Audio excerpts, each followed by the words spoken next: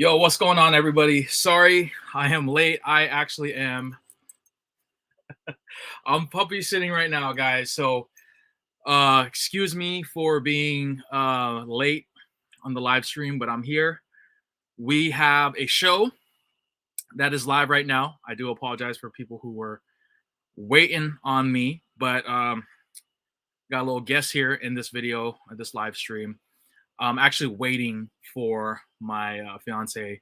She's actually going to watch him while I do the live stream. But until then, he's sitting on my lap right here. His name is Boss.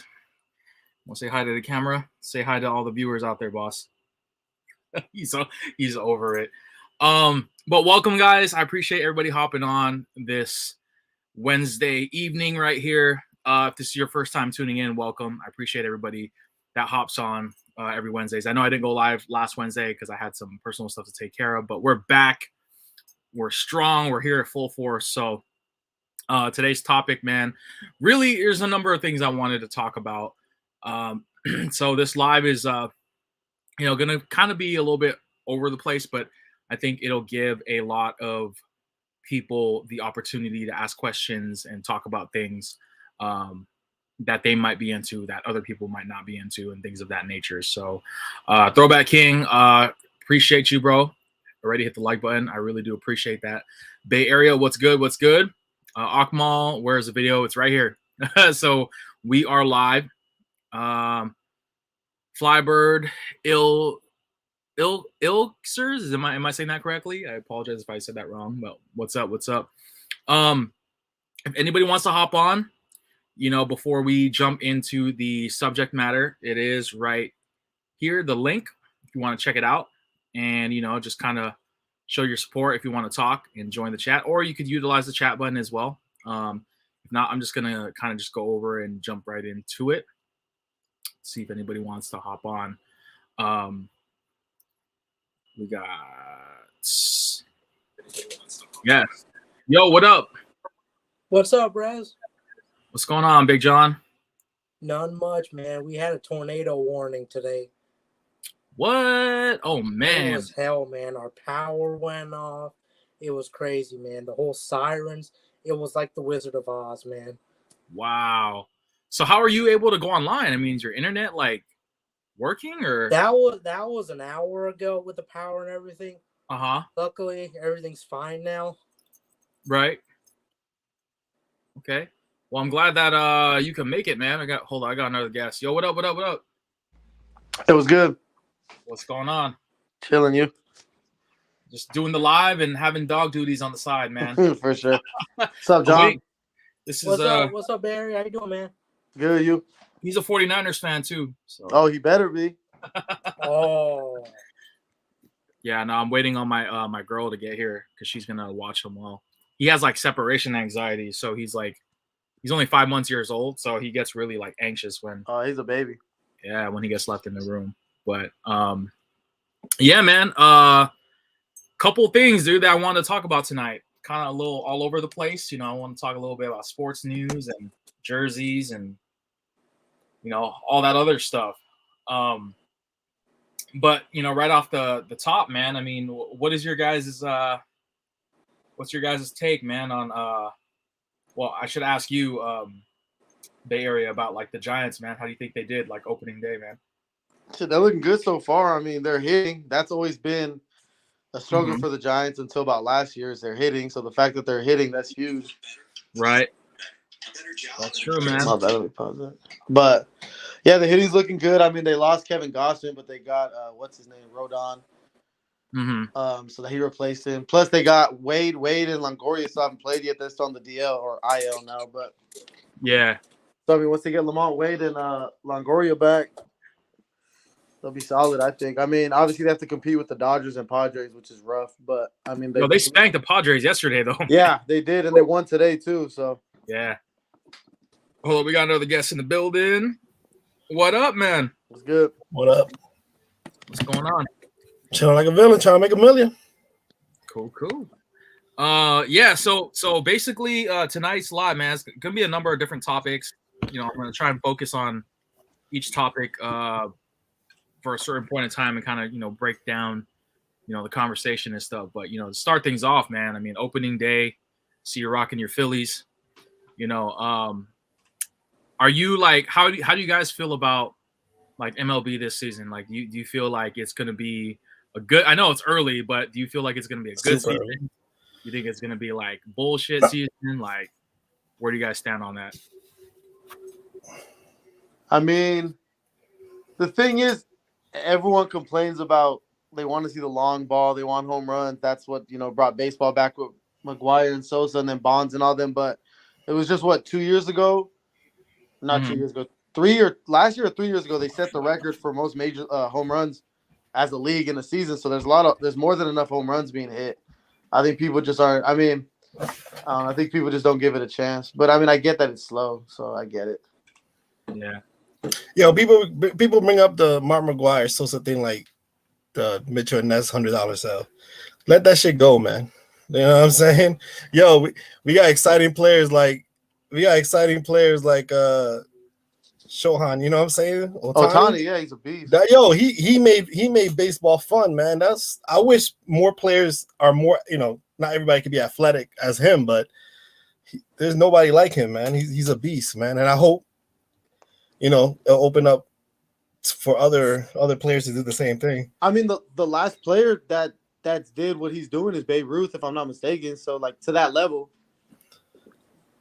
But I think some of these players can be athletic, you know what I'm saying, and do it, man. If Ohtani's just cut from another cloth, but I just feel bad for him because he's gonna waste his good years with the Angels. Yeah, that's the same with Trout. Well, Trout decided to sign that deal, but I mean, yeah, they're both. I don't know. They don't get no pitching. My bad. Hold on. I'm gonna call my girl real quick. My bad. Look. Yo, GTC, is that official, or are you just saying they're gonna leave? Because, I mean, what's going on with the Howard Terminal ballpark, GTC? I'm actually watching the A's game right now.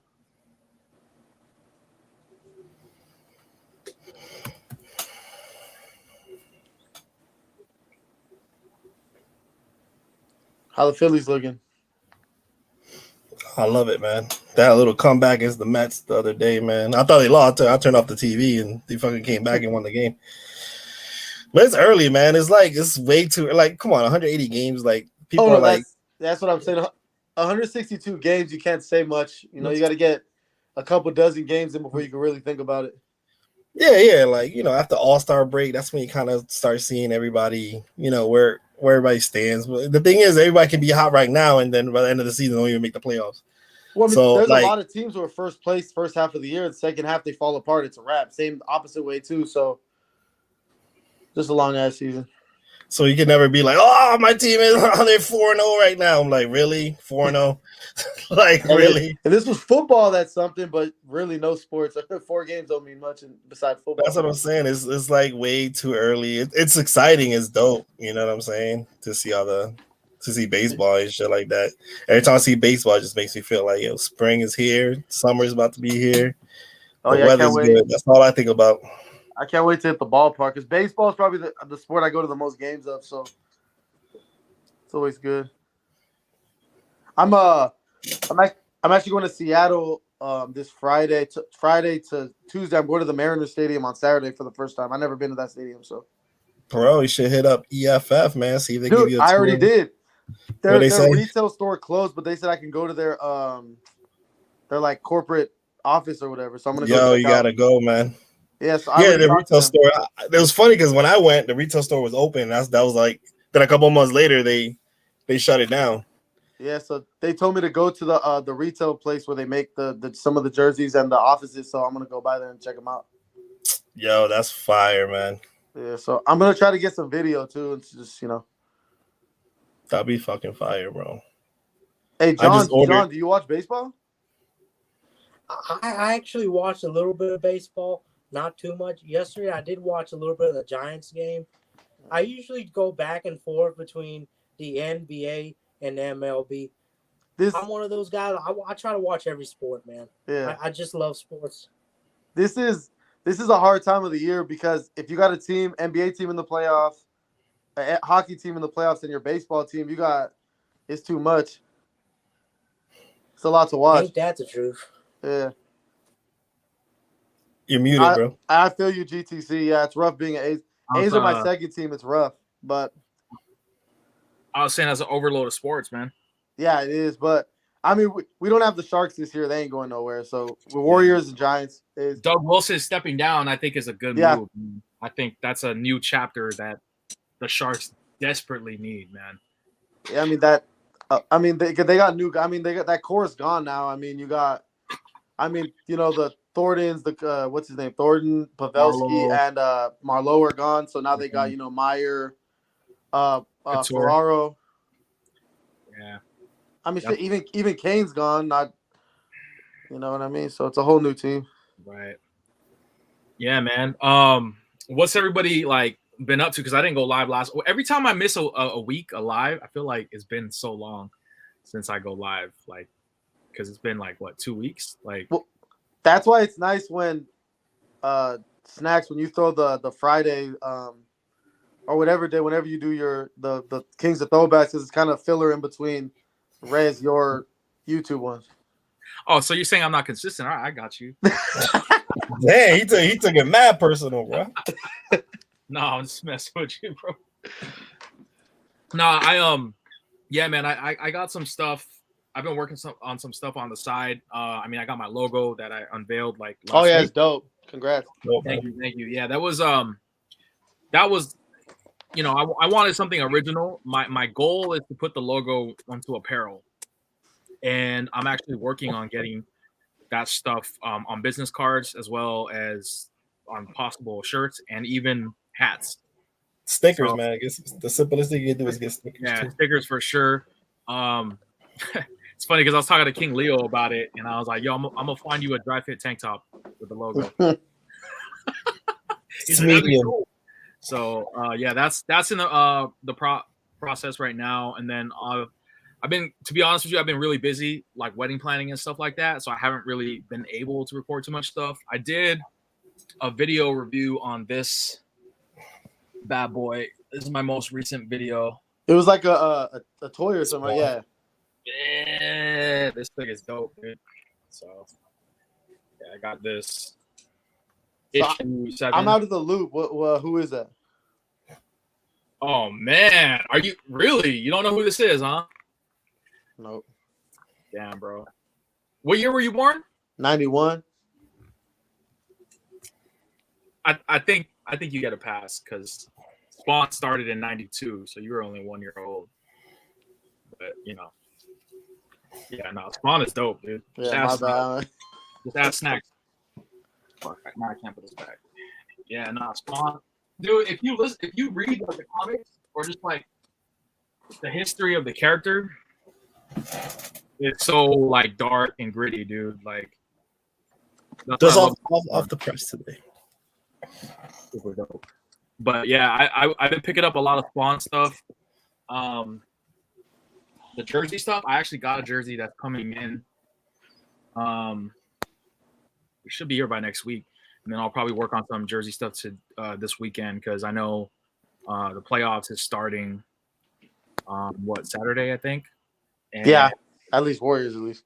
Right. So, I mean, I've said my piece about it, man. I think honestly, I don't think this is our year, to be quite honest with you. Inconsistent. It's just too risky. Here we go.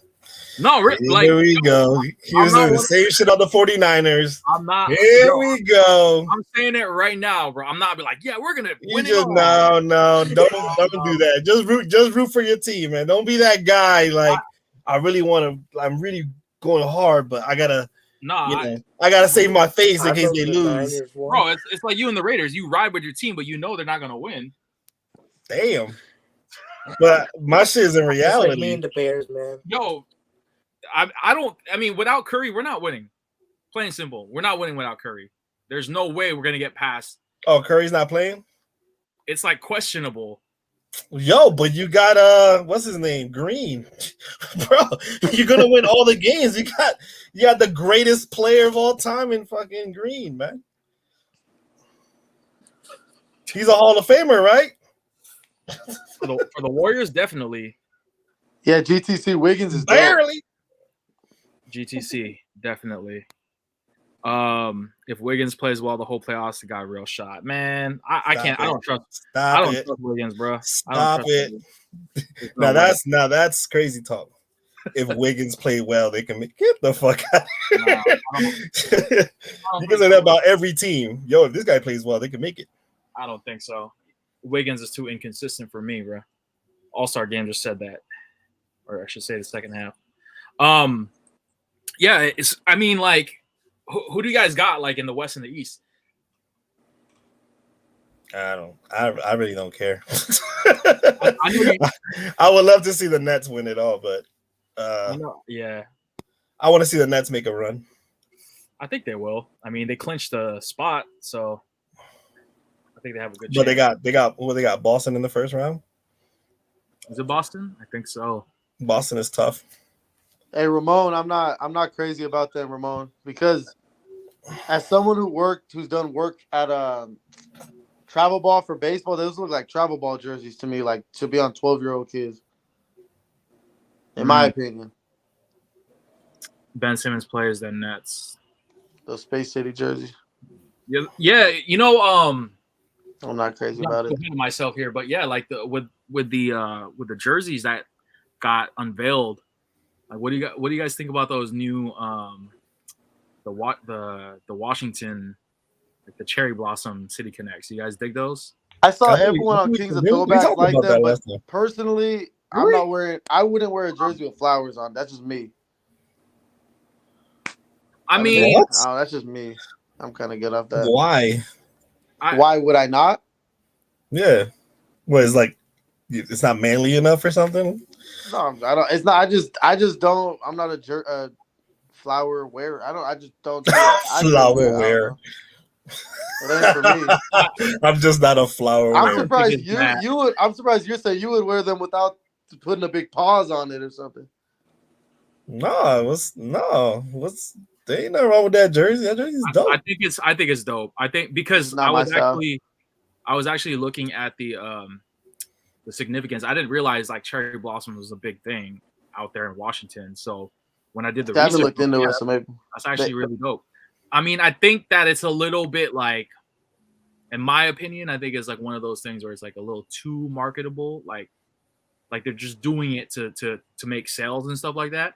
But I respect them like kind of stretching the creative a little bit and trying to like, you know, test waters. And I don't know. I guess that's one of those things where Nike has an advantage because they have so many opportunities to have a hit or miss, you know, when it comes to their jerseys. I think they hit it. I think out of all the city baseball jerseys this year, I think so far those look kind of dope. I bet on field it looks really dope. Is it? It's not wool, right? No, crazy. these new they won't even do wool on throwback jerseys when they wear them. They're not gonna do it on that. Yeah, that'd be too much, man. The Astros one it's okay. It's not. I like the pants. I actually like the pants because it has the jersey number on the pants. So that's kind of dope. But as far as the fonts and everything, that shit is like shit to me. Who else dropped jerseys this year for the City Connect? Astros, Nationals, and the Rockies, right? What was the team? I forgot it was the Rockies or I forgot what team it was. Jeez, my mind just went blank. Are these White Sox from last year or from Devil Rays? I think it was. Oh, here they are. Oh, this is last year's. Where's the one? White Sox are horrible. The White Sox, the ones that say Southside? Yo, those are so bad, man. Really? So bad. What? They look like South Pole.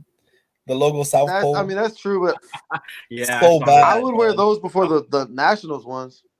Nah, hell no. You crazy? I would. You might as well wear a FUBU jersey. These Rockies ones are hideous, though. I'm looking at the Rockies. Those ones are bad. They leaked all the city jerseys, though. Not just Washington. Okay. Those Rockies ones are ugly. Man, I don't know. Those the Giants are wearing the City Connect ones from last season, and I'm just like, man, bro. I don't. Those Gatorade jerseys. There hasn't been one City Edition baseball jersey that's been like, oh my god, they're so fire. Not one. The Boston one, I get it, but it's whack. That Boston one is hideous. The yellow one, bro. Like the Giants is so plain Jane. The the White Sox are fucking horrible. Like that's got to be the worst jersey ever. See these Like Nationals ones I again. think the closest one that's been kind of hitting has got to be Washington. That's kind of dope. I can see it on field. It'll probably look. The hat is fire. He said Ramon said Diamondbacks. Well, I gotta see the Diamondbacks ones. Then. Oh, the diamond. This plain Jane is not really to it. It's not good. I haven't seen those ones. So do you guys hear like some feedback in the back? I can hear like Yeah. Let me see. Oh yeah, I hear that, man. It's definitely me. Hold on, I'll be back. I don't have YouTube on anywhere else, so it ain't. Oh, these Diamondbacks. Well, these look like minor league. Yeah, I'm not crazy about those. Yeah. Those Miami ones are ugly. City Connect 20. Yeah, City Connect. I can't say I'm feeling. I get what they're doing.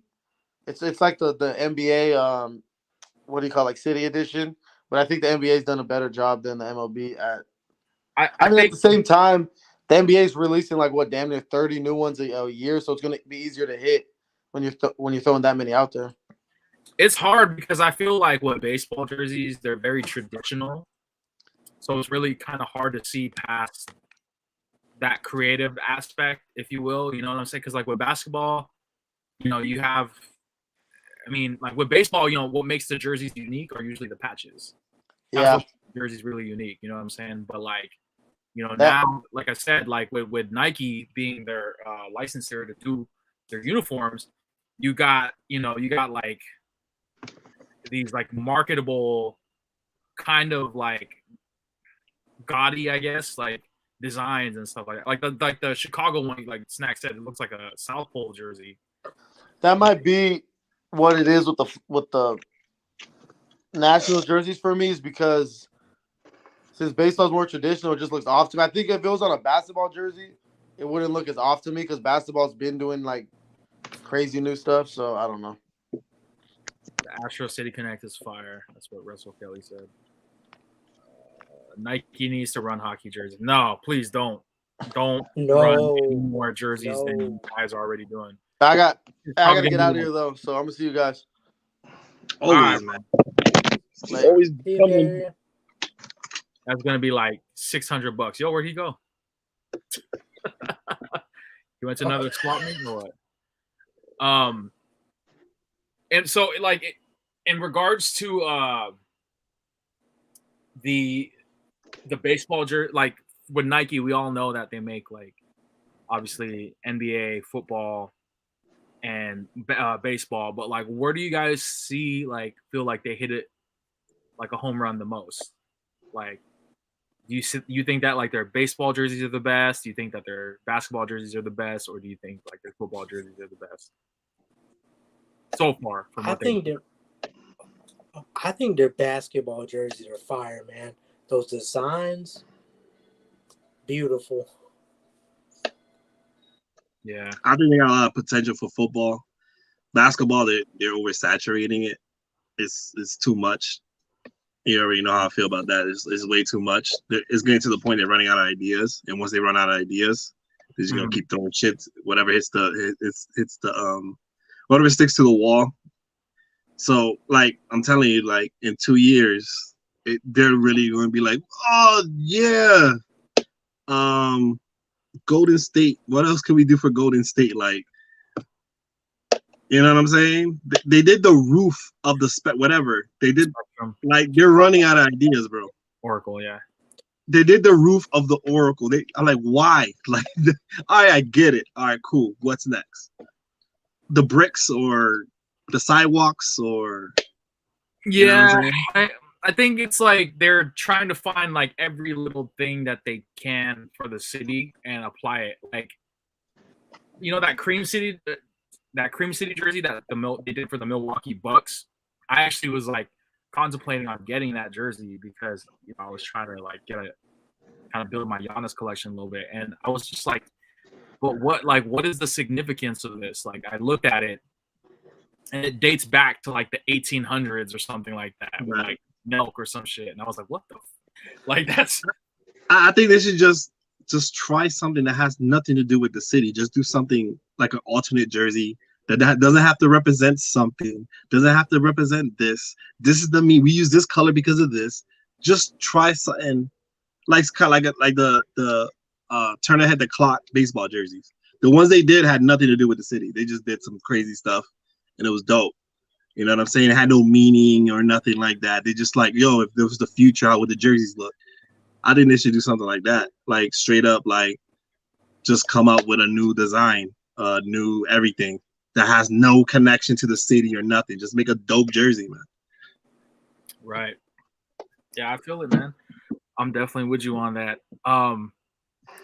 In regards to like, I want to focus my attention a little bit on Kings of Throwbacks, because I posted a picture of me wearing my Tim Lincecum Majestic Authentic, and I got a lot of feedback, like good feedback. But then I noticed sometimes too, like there's a lot of people who feel like certain type of way with like when you wear like a team or a player, like in regards to how that happens, like you as like a moderator of Kings Snacks, like how would you like go about like how do you address that type of stuff? Because I see that type of stuff too, like sometimes when I get comments on my outfits of the day or my jerseys of the day, and it's kind of hard to like try and like explain that to people, like about being a jersey. One thing, like you never have to explain anything to anybody. That's one. Two is like I get it. We're all sports fans first. Besides anything, I think our fandom, like kind of keep my close the door. Is that sometimes our fandom makes us say stupid shit. I just feel like, you know, that's why I don't allow like sports news and stuff like that on Kings of Throwbacks, because you know you might be a big Giants fan, but there's a Dodgers fan like, oh fuck the Giants, and that just becomes a back and forth about the Dodgers and the Giants, and it takes away from the jerseys. So I get it, like, you know, you wear a Giants jersey, obviously they're gonna be a Dodgers fan that's gonna feel some type of way, like I gotta show that I'm a Dodgers fan and I really hate the Giants, so I'm gonna like dislike your photo and say something stupid. So I understand the fandom of that. That's why I try to keep away from, like I said, sports talk and stuff like that. But it's difficult when you're wearing rival teams and people are, their fandom really itches and they have to have that scratch, and I have to tell you, you know how many Michigan posts that there are on Kings of Throwbacks. I don't sit there and be like, oh fuck Michigan and blah blah. I don't do none of that. I just keep it moving. Hit the like button and keep it moving.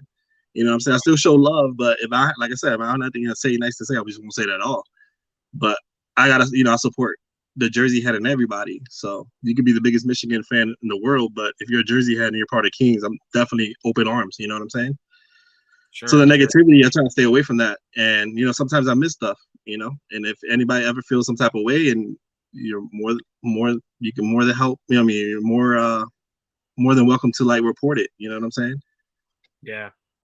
No, I mean, I wanted to bring it up, just, you know, and I don't mean it to like to slander the group or anything, because, you know, I feel like it's an important thing to put out there, you know, at least on my platform, to kind of, you know, say what I want to say and have you, you know, the person who created that group, provide context. Hopefully the people that are in, you know, part of the group are watching this and understand, because sometimes I'll get messages on the side like I'm like, bro, I'm not the mod, like I'm not a moderator, you need to ask the moderator. And then they ask me for my opinion, and you know, I'll tell, you know, like I have no problem telling them what my opinions are on certain things, but like ultimately, like it's not my group. And sometimes people feel a certain type of way, even with like on my comments, like I'll get people who will bash on my jerseys, or they'll dislike my video because I'm wearing a jersey of a team that they dislike. It's like, I don't. That's the fandom in people, you know. Right. It gets ugly, man, because it's really it's one of those things where it's like it shouldn't have to be like that, especially if you call yourself a jersey head. Like, you know, like personally for me, like I said, like I don't like the Seahawks, but I think they have some of the dopest jerseys out there, you know. And then even with like the Dodgers, like obviously I'm a Giants fan. I don't have any Dodgers jerseys, but I don't knock the person who's wearing them. You know, it's like more power to them and stuff like that. So yeah, I never understood, like I said, the whole thing about, do you have to say something negative to make you feel. There's like you could go so many different ways. Like, do you go out your way to say something negative to let you know how big of a Dodgers fan I am and how much I hate the Giants? But like when it comes to do it, you're just showing a dope jersey. You know what I'm saying? You're just showing on a jersey page. If this was like sports talk like page, I understand, I get it. Mm-hmm. But it's a jersey page, and like not all of us don't just rock with our teams alone. You know what I'm saying? Especially jersey heads. You know, there are the exception of some jersey heads. You know, some like Bay Area throwbacks. He only rocks his teams. That's it, and that's just basically to save him money too. You know what I'm saying? But all of us, you know what I'm saying, like rock different teams every day, and you know, even rival teams. So it's just a jersey head in us. Did you see his post that he posted on his Instagram? Because I was actually shocked. But this is him in a Michael Vick Falcons jersey. Oh yeah. Seeing that young. Bro, that looks sus. That looks sus, bro. Uh-oh. Call him out. Yo, what's up, man? They should call you a Jersey Buster. So they're like, you know, they got a Jersey Buster. Jersey Buster. We're gonna call everybody out. GTC says, man, this Dodgers Giants shit is getting out of hand. It's fucking ridiculous. Saw two dudes fighting last year. Ballpark, like, why? Stupidest shit I've ever seen. Bro, people treat it like a gang, bro. I mean, it's the same thing too. Like, even with the 49ers and the Raiders, like two completely different, you know, conferences and stuff like that. But because they played in this, you know, in Northern California, you know, two different cities, like there's that, you know, that regional what is down, like drawing a blank right now, like rivalry, you know what I'm saying? Yeah, it's more local. Yeah, and it's like me, like being in the Bay Area my entire life, like I could never understand. Well, I understand, but it's like I could never wear that team because people will take it to an extreme to where it could possibly be dangerous. And I know that sounds crazy to us because we're like, what the fuck? You know, this is just sports, not that serious, you know. But it's just funny how, I'm sorry, like I was just watching just yesterday, I was watching Jerry Seinfeld stand up, and he was talking about, you know, the teams you root for. It's like, yo, you're not rooting for the players, you're rooting for the jersey, the uniform, because you think the Dodgers really give a fuck about the Dodgers Giants rivalry? They don't. You know what I'm saying? They're like, you know, one of those things like, oh, I hate the Seahawks. Oh, fuck the Seahawks. I hate them. But then after the game, you see all them hugged up, praying together, exchanging jerseys, like all giving each other daps. Like the players don't care. The players really don't. In college, I can see it because it's college rivalry. It's almost like high school, you know, it's college rivalry. But once you're in the NFL, bro, all these players play with each other, you know, pause. And you think they actually give a fuck about the 49ers versus the Seahawks? Yes, it's a rivalry on the field. But once the field, like, you're like, yeah, I hate them. And then, like, you know, they cut at the end of the game. They're like all hugging and exchanging jerseys. You're like, bro, they don't care. They're not from the Bay. They're not from Seattle. They don't give a fuck about all that shit. You know what I'm saying? It's us. We're the ones that care. We're the one that put so much energy into that shit. Right. Yeah. Nah, GTC. It's one of those things. You know exactly. You got to pay attention to your own team. But even then, man, like sometimes me as a Warriors fan or like a 49ers fan too, like it just makes me feel a bit like I feel kind of embarrassed, man. Sometimes when I see some of these fans that take this shit to a whole new level. It's not even just my fandom, like my teams and stuff, but like this goes for like any like sports fan in general, bro. Like it's crazy. People take that shit on a whole new level, man. So it's one of those things, man, where it's like at the end of the day, I'm a sports fan. You know what I mean? I'm a sports fan first. And people just got to see past it in order to be, you know, into this shit, you know, especially that's what I love about being like a Jersey head is that like we appreciate the uniforms of the sport, you know, and the players and what they do in them and stuff like that. Because James King, shout out to James King, you know, he always mentioned that like jerseys are like more than just cloth and fabric. They're memories, basically. That's what we attach them to. Not oh, this is Doreen or oh, this is you wool flannel. It's the memory that's created in those uniforms that makes it really special to us. So, and then sometimes it's just fucking dope. Like some people just got dope uniforms, and you're like, man, you know what I'm saying? Like you're right. It's nostalgic for all of us, and then sometimes you look at a jersey and like, bro, that shit is fire, bro. Absolutely, 110%. You mentioned college real quick, man. I just want to take some time and give my condolences out to Dwayne Haskins, the man who passed away tragically. Damn, man, damn shame. Gone way too soon, and it's crazy, man. Because like when we like, it's almost like we know these people personally. You know what I'm saying? Like, because you get so like, one, you love the sport, you love the team, you love the player, but we don't actually know them, but it feels like we do because we right, because we've been cheering for them. So exactly. By the way, like now I kind of know how Kobe fans feel because I have no attachment to Kobe. Like I don't give two fucks about Kobe or fucking Gigi. Rest in peace. No disrespect. But I have no. I'm like, oh my god, Kobe's dead. Oh, like I didn't give a fuck. Like he died is sad. People die every day. But like I don't believe in like because you're famous and you die. Like we're supposed to like cherish your death more than the kid that just died from cancer yesterday. You know what I'm saying? Like I just obviously there's an impact. Sports figures and whatever celebrities have an impact in some way or somehow in our lives. Mm-hmm. For Dwayne Haskins, for me, it was like, I followed him throughout college. Like I watched every game he ever played I cheered for him all the way through. That was my guy. Should have won the Heisman that year. And, sad that he went to a situation with Washington that was all fucked up as far as like their coaching staff and their organization. And I don't think he really got a fair shot there. And when he went to Pittsburgh, I was like, oh shit, maybe this year he might have a shot because they really don't have no established quarterback yet. And that'll be kind of dope. And me and my nephew was just talking about that because I was playing Madden and I was playing with Dwayne Haskins. And then, you wake up one day and he's fucking gone. And that's just crazy. You know what I'm saying? Like that shit makes you think, bro. Like anytime, it can happen any day. You know what I'm saying? Right.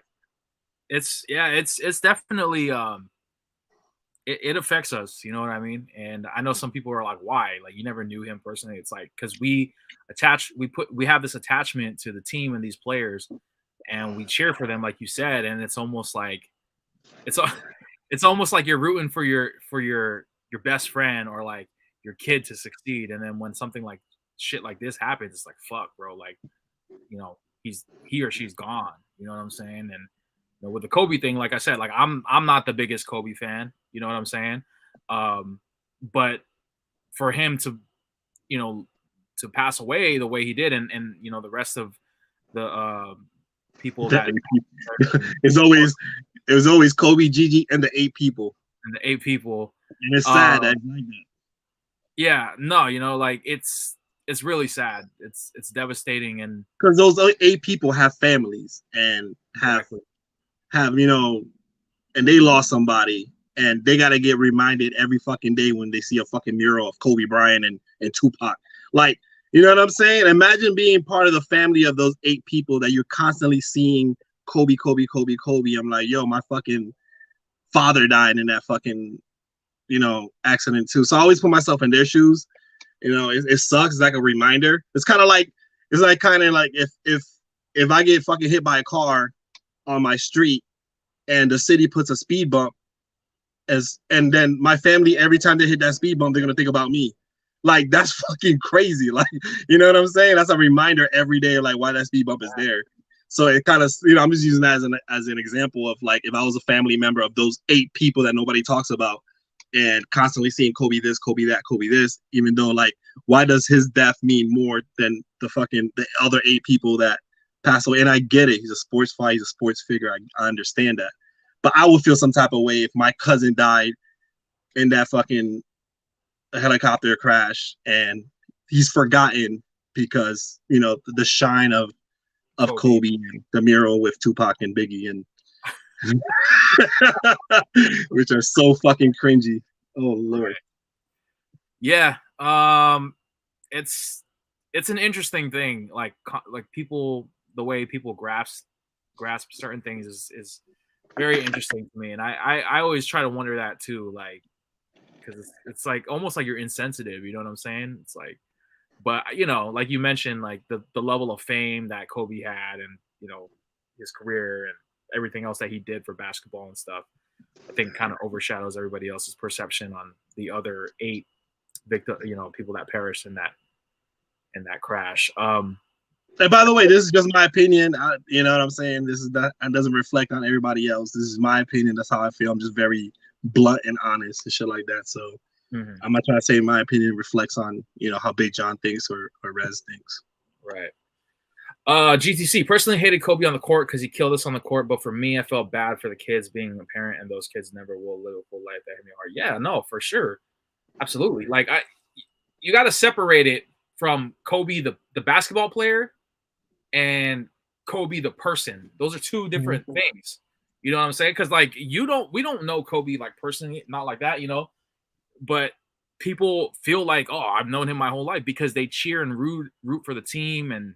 You know, and for him, and they want him to succeed. And plus, like, you grow as these players progress in their careers. That's just naturally how it goes, you know. And then you get older, and then you feel some type of way, like, oh man, dude, I was in so and so when Kobe dropped 81 points against Toronto, like, you know, like things like that. You start to put like, yeah, like it doesn't impact. Like if Iverson dies tomorrow in a track, like I would feel that. Like I will understand more how Kobe Bryant fans felt. I don't know if Iverson worth a shit, but I've been watching him since fucking Georgetown, his freshman year, all the way to his retirement and all the shit he done after that. So I've been following him my whole career. So I will understand, like, if something, you know, Iverson, we're all gonna die, you know, it's scary thought, but it's gonna happen. But as a fan, I will understand, like, oh shit, you know, Iverson, that shit would like make me feel some type of way. You know what I'm saying? But you know. If I pass away tomorrow, like, you know, I people would just give me the RIP and talk about me for a little bit and on to the next one. You know what I'm saying? Yeah. Mike, no, I've never heard of Jim Lang. When he passed, I cried. Had the opportunity to talk to him through emails. Rez, you're familiar? No, yeah, I've never heard of him. But GTC, I think the best of Kobe retired also was a huge loss too because he was doing some real good stuff. And it's hard to. Yeah, no, for sure. Like I said, Kobe the person and Kobe the player are 2 different things. Man, I lost my train of thought. I had the next topic in my mind and I drew a blank. Have you guys picked up anything new recently, or have you like what are you eyeing? Like, because I've been going heavy with a lot of Spawn stuff. Like as of late. Yeah, we seen that definitely. So I got these shorts from 1990. They did a legacy line, and I got the Yukon shorts, which are fucking fire. I recommend it. Yeah, if you go to 1990, their website, there's just unbelievable quality. I've been making a couple videos on them. You know, the Yukon. This is like the Rip Hamilton, Ray Allen days, and it's just. Like once again, I'm getting teams of my rival Georgetown, but yo, you can't pass up on these shorts, man. They did have the Michigan shorts, which I would never ever wear anything Michigan. So picked up that. I'll show some other things, you know, once he. For sure. Oh shit, my bad. I took you out. Yeah, no, like as I was telling Albert earlier, like I've been going heavy with a lot of Spawn stuff. I've been getting into I've been getting a Spawn kick lately. Like I kind of went down the rabbit hole and I started like watching Spawn the animated series. I think it was on HBO. I think they had like 2 seasons. But yeah, 2 seasons. And you know, I started looking at some like comic covers and stuff like that and issues, and it's crazy, dude, like how much Spawn stuff has gone up like since I last remember. You used to go to Toys R Us and just find them all just stacked up cheap on sale, and now those prices are ridiculous now. It's so crazy because like the when I bought the Spawn on the Throne, it still had the little price mark. The original price, it was $16.99, dude, and I was like, "What the?" Times have definitely $100. Yeah, like times have definitely changed. So I've been on my Iverson kick. I'm trying to get my Iverson collection back, and I picked up 3 Iverson jerseys. Okay. I picked up brand new with tags. Actually, found these brand new with tags. The Reebok, not the fucking Mitchell and Ness version, but the Reebok authentic version. I hate these jerseys. I really, really do. As a big man, this shit just like cuts right underneath my titty, so it looks weird. So that's the reason I really don't like this jersey. But I wanted the authentic version of Reebok. I didn't want to get that Mitchell and Ness shit. And I ended up picking up this one, the one that you have. This jersey's absolutely fire, man. You know, they wore these for like what, 1 year? So for 1 season. So with the big patch, I really want to get the white one too. And I got the blue Iverson. They wore this one for 1 year before they went into the silky shiny one with the Wilt Chamberlain Memorial band. So this one's absolutely proud. So, you know, I still got to get the 2 rookie 96, 97 rookie year jerseys. So you've been on your Spawn kick, I've been on my Iverson kick, and that's something I like. I love Iverson, and like why I need to build up my Iverson collection and just keep it as is. So what are you looking for? Still like for the Iverson stuff. I want his rookie jersey, but I want the made in El Salvador version. I don't want the new one. There's a couple on eBay, but I do want to get the Champion Authentics of the you know, the era of the silky jerseys. Right.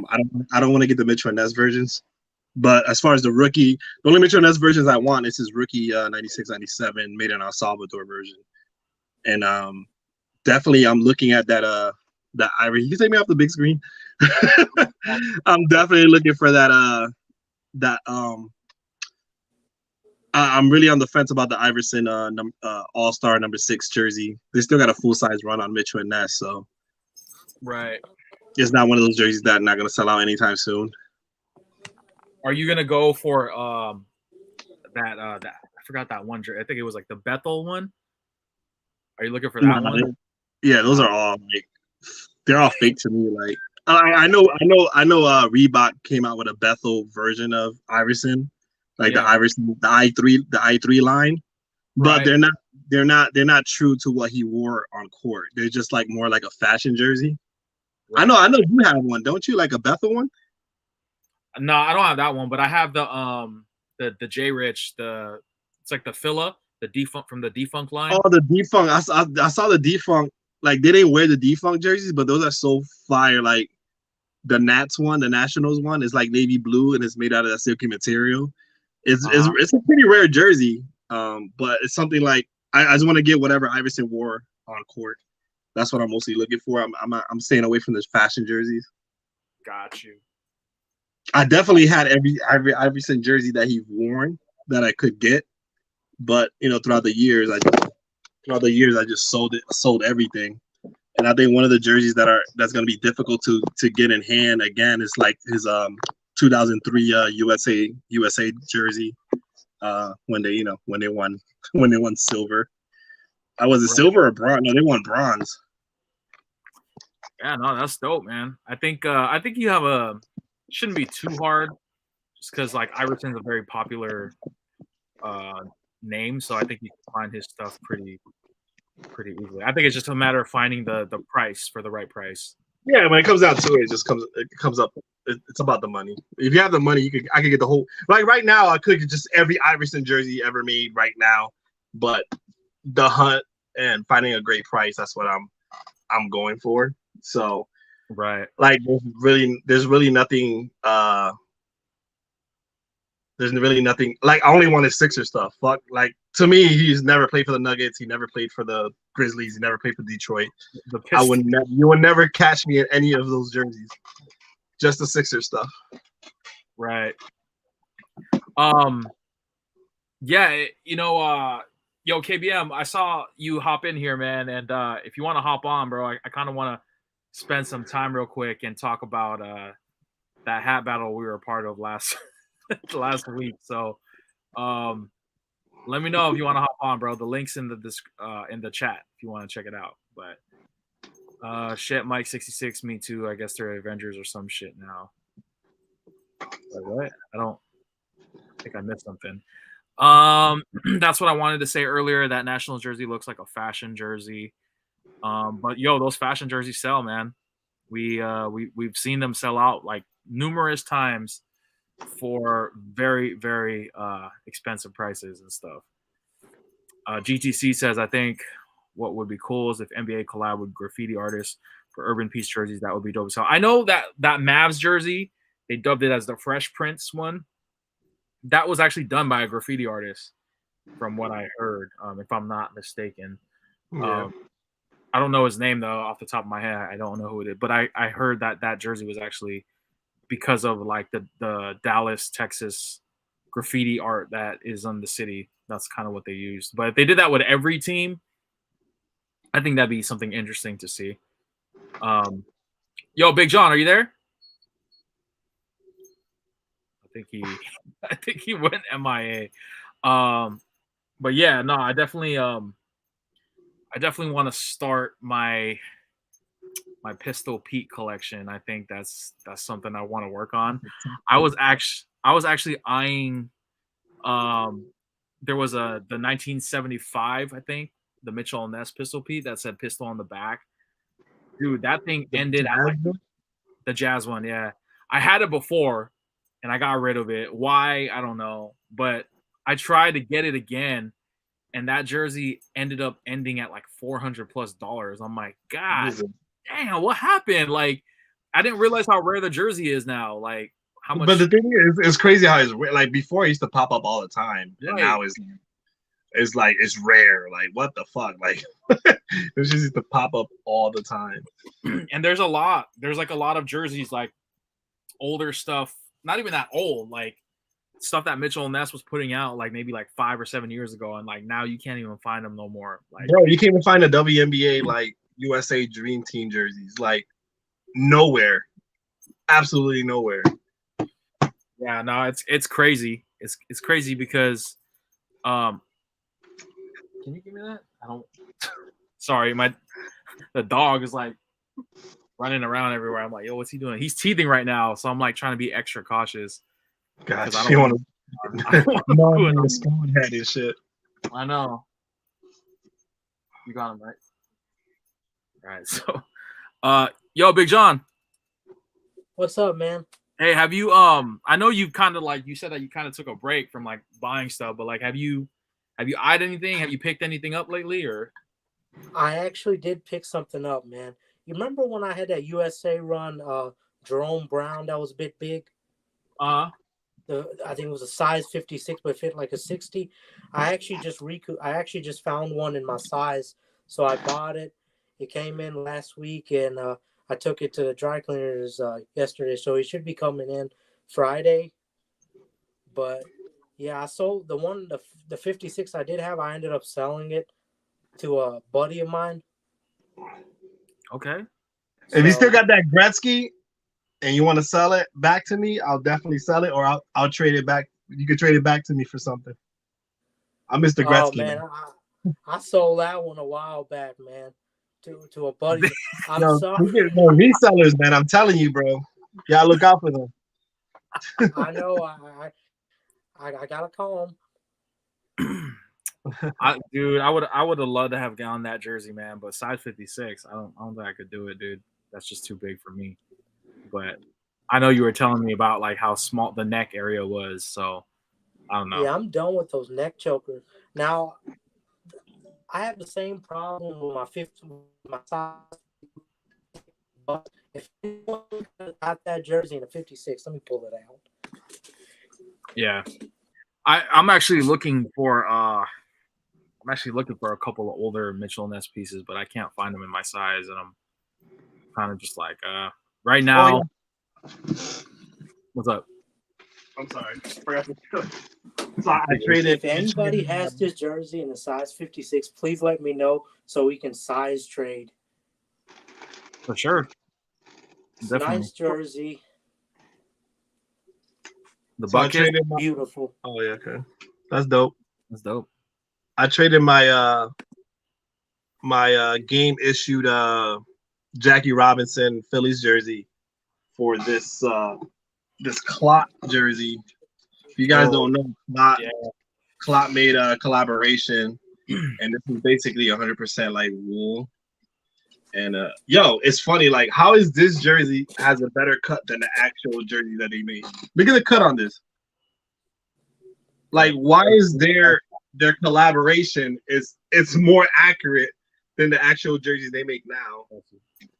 And this jersey is fucking fire, and is obviously it looks funny on me because, like, you know, the weight gain, but this thing is motivating me to lose some weight because this thing is so fire. The reason I got it, I was so against these Clot jerseys, is because what's his name, King Leonidas, when we did the meetup, he had the Kobe Bryant Clot jersey on, and I was like, yo, that shit's fucking fire. And then I got an opportunity to get that Iverson, so it's part of my Iverson collection, so it's pretty cool.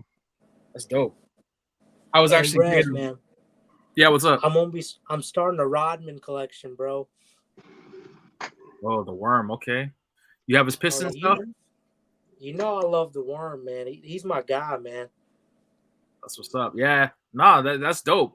I got a couple of Rodman jerseys too. Actually, I used to have his I think it was his high school jersey. Or was the Savages. Yeah, the Savages one. That one was tough.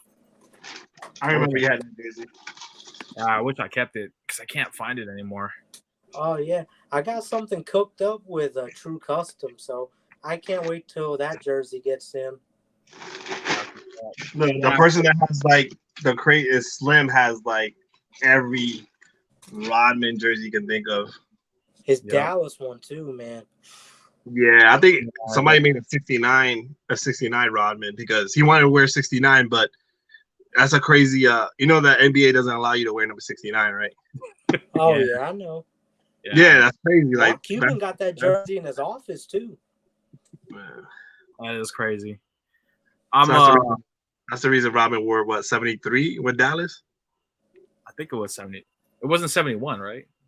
I know with the Lakers he wore 73.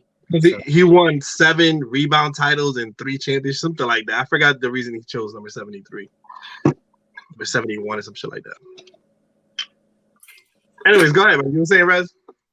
No, I was just saying that in terms of like my pickups right now, it's kind of I'm kind of in a weird phase right now. I mean, obviously with all shit aside, like I've been getting in my Spawn stuff lately, but like with the jersey stuff,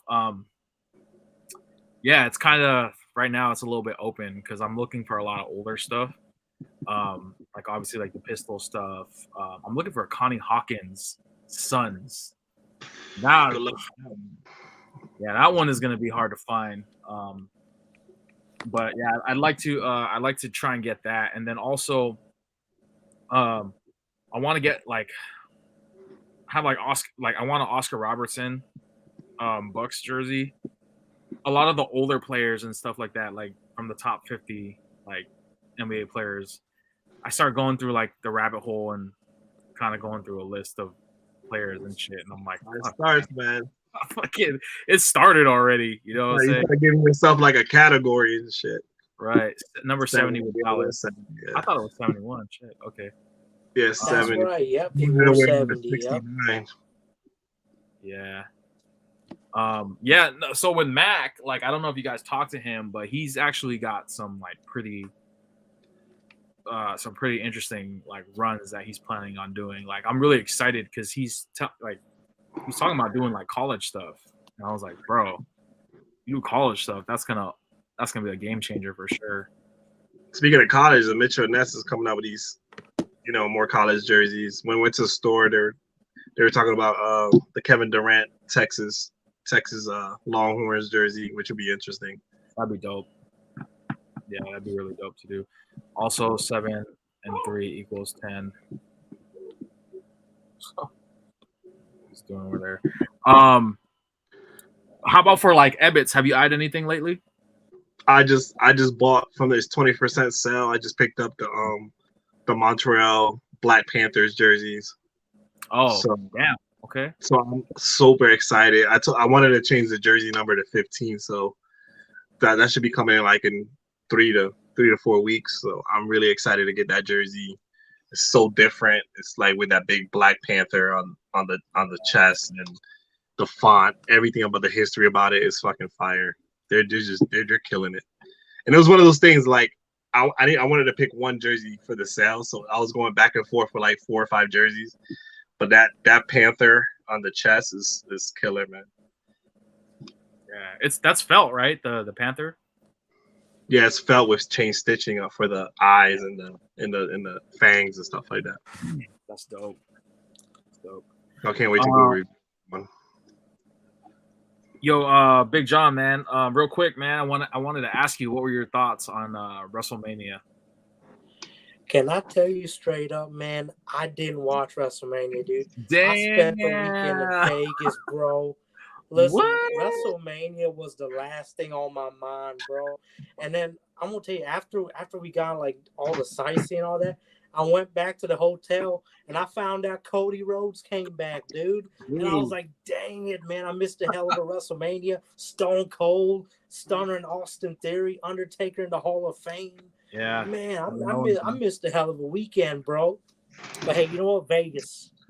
Happy Vegas days in Vegas. Yeah, no, it was an interesting Mania. I thought it wasn't the best, but obviously it definitely was a lot more than I expected. Like the Cody Rhodes thing, that definitely was a game changer to me. I wasn't expecting Ronda Rousey to lose, to be quite honest with you. The Austin versus Owens thing was probably the highlight of the whole Mania. Yo, like, when did they start doing 2 days? Like, that's crazy. Like, that's just an extra way to get like extra money, dude. 2 days of WrestleMania? Like, come on, bro. That's crazy. Vince is an evil genius. He's a money grabber. That's what he is. Selfish bastard. He's smart. He's a businessman. People need to remember wrestling is a business. Yeah. Not for sure, man. Interesting how they're gonna play it out now that Lesnar lost. By the way, yeah, spoiler alert for anybody who still hasn't quit. Bro, you don't have to worry about spoiler. We're in the era of the internet, dude. I can't tell you how many things the internet spoiled for me. I opened my phone, I found out Cody comes back. I'm like, you got to be kidding me, man. He was doing well in AEW, right? Like, what happened? You know, I think they couldn't agree on things, him and Tony Khan. And you got to remember CM Punk coming in and, you know, Bryan Danielson, and just sometimes things happen, man. But, you know, it is what it is. Now AEW's got Samoa Joe. Yeah. Nah, there's definitely going back and forth with everything, stuff like that. But I think AEW is still the superior product right now, I think, personally.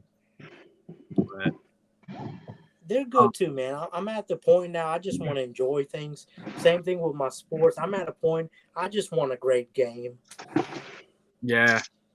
Best match that weekend was Friday with FTR versus the Briscoes. That match was. Oh, man. I heard about that match. Yeah. Speaking of FTR, Rez, I'm getting their autograph, man. A buddy of mine, remember I told you about my buddies KNS WrestleFest? They're doing a virtual signing with them. Oh, a virtual signing? What? Virtual signing, bro. KNS WrestleFest, one of the biggest virtual signings, dude. How does that these work? guys, I got so many of my cards autographed. How does that work though? Like, what do you do? Like, it's basically like a regular sign. Like they'll have like pictures and cards and stuff too to pre-order. It's basically they get on the screen on Facebook and they basically just sign stuff. Like they'll call your name and they'll sign stuff. Like recently, I just got a bunch of autographs. I just got a Slaughter's autograph. It's kind of like this basically. You sign your stuff and then they hold it up for you. And then they mail it to you? Do you get stuff? Yeah, like how does that work? Basically, this is how it is. So you send in your cards, they sign it, they invoice you, and then they send it back to you. Oh, okay. I thought you really like just get a picture of the signature and you own it or something. That would have been. No, they sign it for like you NFT. live. Yeah, I thought it's like you FaceTime them and then you screenshot the photo side by side. It's yours. Look, there's Arn Anderson signing my card, man. I got so many guys. I got Randy Orton's dad. Why? Cowboy Bob Orton. Oh, okay, he's a wrestler. Yeah, I got so many autographs, man. Hey, that's what I've been doing. That's dope. Yo, man. I mean, if it makes you happy, bro. I mean, shit. I actually first, huh? Oh, what were you gonna say? No, I was like personally for me, like I like the convention thing. Me and my girl, we love going to conventions. I haven't gone to a convention in quite a while, actually. I think the last one I did was last year, but it was local, and it was one of those things where I was like, man, I'm getting married, bro. Like I can't like be putting money on this stuff if I can't like make that money if I need to. You know what I'm saying? Bro, you just talk about Pistol Pete collection. No, but I can sell that. There's a difference. I can't sell a photo op if I paid $200 to take a photo with the somebody. memory, man, you got to make it worth it. No, yeah, no, absolutely. You got to be somebody worth it. That's exactly why, like, I didn't go meet Cena when I had that chance back in, I think it was like December, because I was like, I would have done that. I would have done that. I would have done it too if I had not met Cena before. No, but yeah, I know you met him, but where you at now as far as like your growth and then your page and that would have been dope content also. You know what I'm saying? I think it was. I know you got your experience and you got it. It was dope, but to do it now as like a content creator and like show the whole story of going to the con, meeting him, getting footage, that would have been fucking fire. I definitely will. I still plan on doing that. I hope he does another signing because I mean he's done signings before, but yeah, I would definitely like to do that like again now that I'm doing the. I want to meet him so bad. I met him twice, and both times I met him, he's like the nicest dude ever. Like, I'm not just saying that because I'm like a huge Cena mark, but I mean he's genuinely like a nice dude. Have you guys met somebody that was like a dick? Like he was like, oh, like so sometimes you don't want to meet your heroes. Oh, yeah, for sure, dude. Like who's like the biggest person that you was like really upset? Like, wow, he's really not cool. Should I put that out there? I mean, yeah, why not? I've had a few actually, but I think the one that stands out the most was probably the second Red Ranger, the Red Power Ranger, the second Red Power Ranger, Rocky. Oh, the fake Power Ranger. Yeah, He ain't mighty point, but he ain't real. Like I met him, right? Like he was at a small, it was like a toy con near like literally like near my not too far from where I live, and I was like, this was like when I was barely getting into like conventions, stuff like that. So I was like, dude, this is like my childhood hero. Like he's fucking dope. Like I'm gonna definitely go meet him and have him sign my old like VHS tape and shit. And I found it right, and I remember I met him the first time, right? And he was like, hey, what's up, man? What's your name? What do you, where are you from? And I was like, yo, this is fucking crazy, right? He signed my Megazord. And I was like all excited about it. And then I, took a picture with him. I was like hella happy. And because, I was like, man, I wish I brought more stuff for him to sign. And so I was like, we could technically still go back because he's going to be there like until weekend. So later that day, I go back home and I go through all my old Power Ranger stuff, and I had like the tape, the old school VHS tape and stuff. I was like, I'll have him sign it tomorrow. And I was like, yo, it'd be really dope if he could like just say, hey, shout outs to you, like Josh, my name's Steve, like just give me a little shout out or something, I come back the next day and I asked him like, hey, you remember me? He's like, yeah, I remember. What's up, man? I was like, hey, do you think, if it's not any trouble, can you give me a shout out? Bro, his tone completely changed. His whole demeanor changed. He was like, oh, what do you want me to say? Like he just like got like turned a whole 180 on me because the thing is he wasn't making money out of doing that. Right. And then later on after I did that, right, I still have the footage somewhere on my camera. I gotta find it. You could just tell by his facial expression he was annoyed. And later on, like fast forward, he starts charging people to do like For voice shout-outs? shouts. Yeah, like 40, I think it was like $40 per shout out or something. So at that point, I was like, you know what, dude? Like, F you, bro. Like, we the fans are what made you like who you Right. are today, you know what I'm saying? Like don't fucking do that. Like that. Come on, don't be that guy. Who's the second person? Huh? You said there was a couple. There's two. It's just they're just like comic book artists and stuff like that, and people like guests. You know what I'm saying? Where you kind of get like that vibe where they feel like they're better than everyone else and shit like that. You know what I'm saying? But like, this is gonna sound crazy because y'all know like I'm probably the biggest fan of this character, but when I met, oh shit, my bad, I got a guest here. What's up, Mighty? Hey, What's going on? what's going on, fellas? Neil, what's up, brother? Just How you talking. doing? How you doing, Minister? Snacks? I'm doing good, buddy. Reds, how y'all doing tonight, huh? Good. How are you doing, Mighty? Patiently waiting for the Warriors Denver series. Oh, yeah. Yeah, that should be an interesting series. For sure. What you got going on tonight, Neil? Looks like you're there in the Mighty Kingdom. I see. Yeah, just getting through. Who wants to see pickups? Oh, we showed them, but if you want to show us stuff. The tradition that started a few years ago continues. The team that wins the World Series, I want their champion jersey and hat. It doesn't have to be the gold trim, but this year I couldn't find one with just the patch. This kind of hurts me to have it, but I had to get the. Or is it? There it is. Wow. Yeah. Okay. Oh. All right, so I have. You make me want to get baseball jerseys, man. Last year, I got the Mookie Betts Dodgers. It wasn't the gold trim, but I have the authentic in that. I didn't get the authentic this year because the authentics were like $472, and aesthetically, I understand the materials different on an authentic, and the only thing different on the authentic version of this aesthetically was it had the Roman numeral and a little star on the sleeve.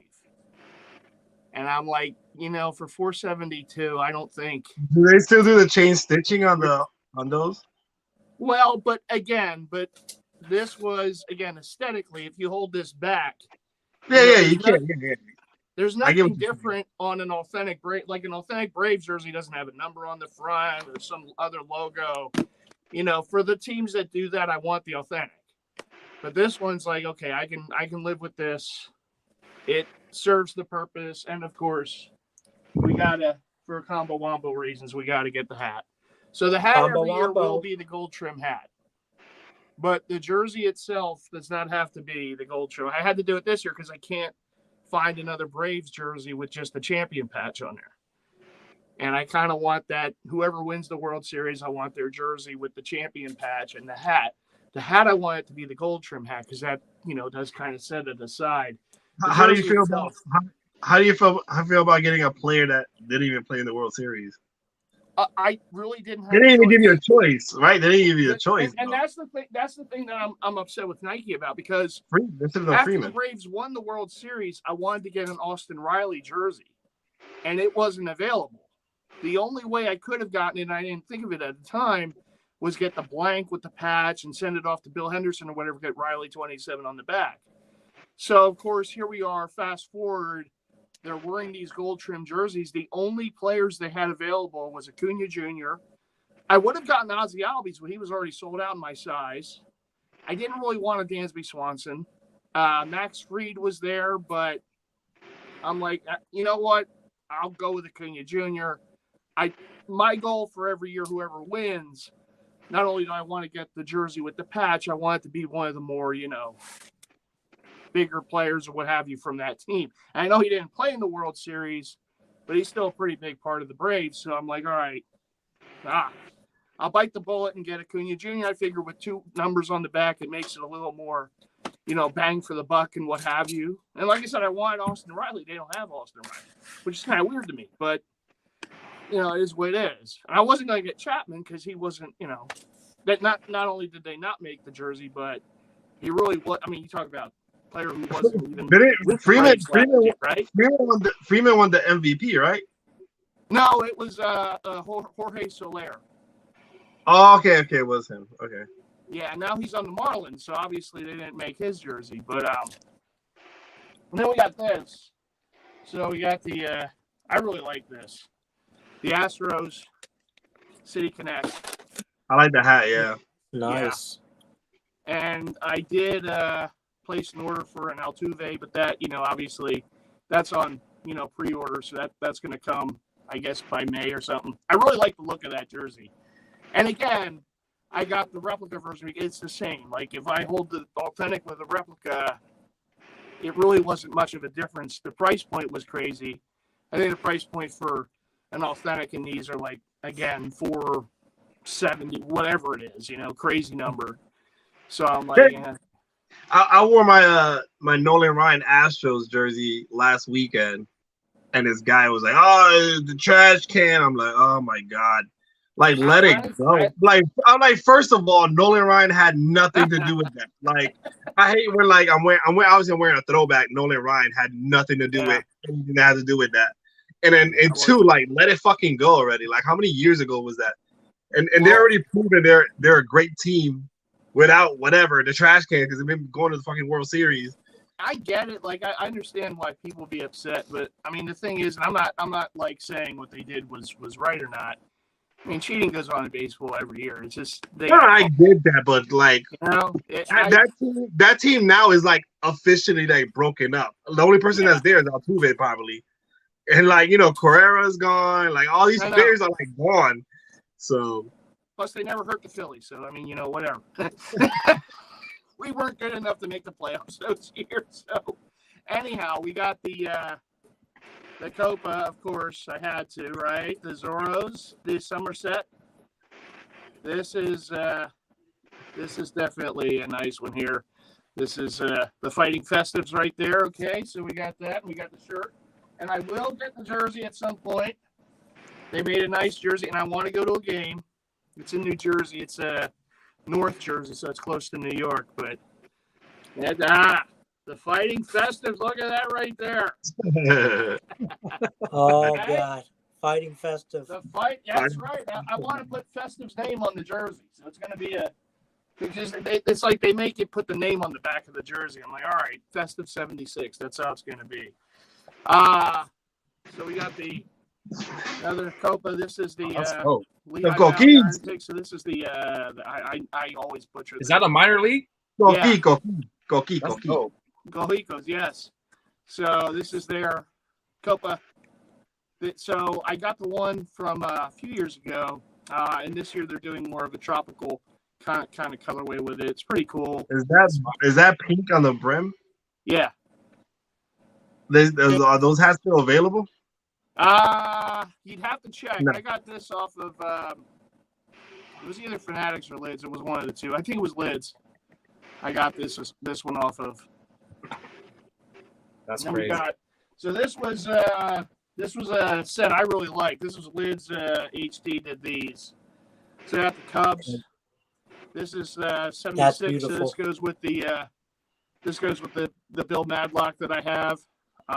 In the collection, I still want to get a Bruce Sutter, but that's the hat for that basically. And they made a whole set of these light blue, powder blue, hats to go with various teams that wore this colorway back in the day.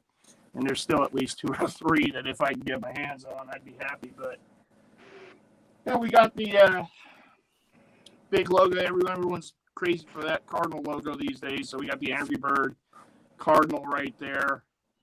That's more of like a batting practice type hat, but they came out with these just before the season. I don't know if the teams are actually wearing these or this is just basically like a fan hat, but it does have an on-field look to it. But got the Cardinals, and finally I finally got one of these alternating Rangers hats. We got that powder blue. The Rangers are celebrating 50 this year. I wanted to make sure to get this before these bad boys sell out.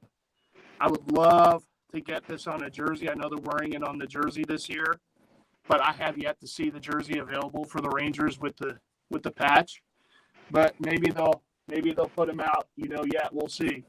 But that's the thing about Nike. They're just very, they're very kind of selective with when they're putting things out and how they're putting things out. Now, like I said about the Braves, and I do want to do this for my In the Life series. Like I said about the Braves, it is disappointing that you really don't have more of a selection. Because I remember not that long ago when the Dodgers won, when the Nationals won, when pick the team that's won in the last Houston won, when all these different teams won. You had a full reign of selection for all their players with the champion patch or even the gold trim jersey. And it's I understand that there's issues with manufacturing or whatever this because of COVID or whatever. But last year after they won, the only authentic they had was Acuna Jr. He playing the World Series. And then you had very limited selection for the other players. And they did have the blank, which I didn't move on. And then, of course, now they come out with the gold trim. And, again, very limited selection. And they sell real quick. So it's okay, well, I know I don't have a lot of time to make a choice.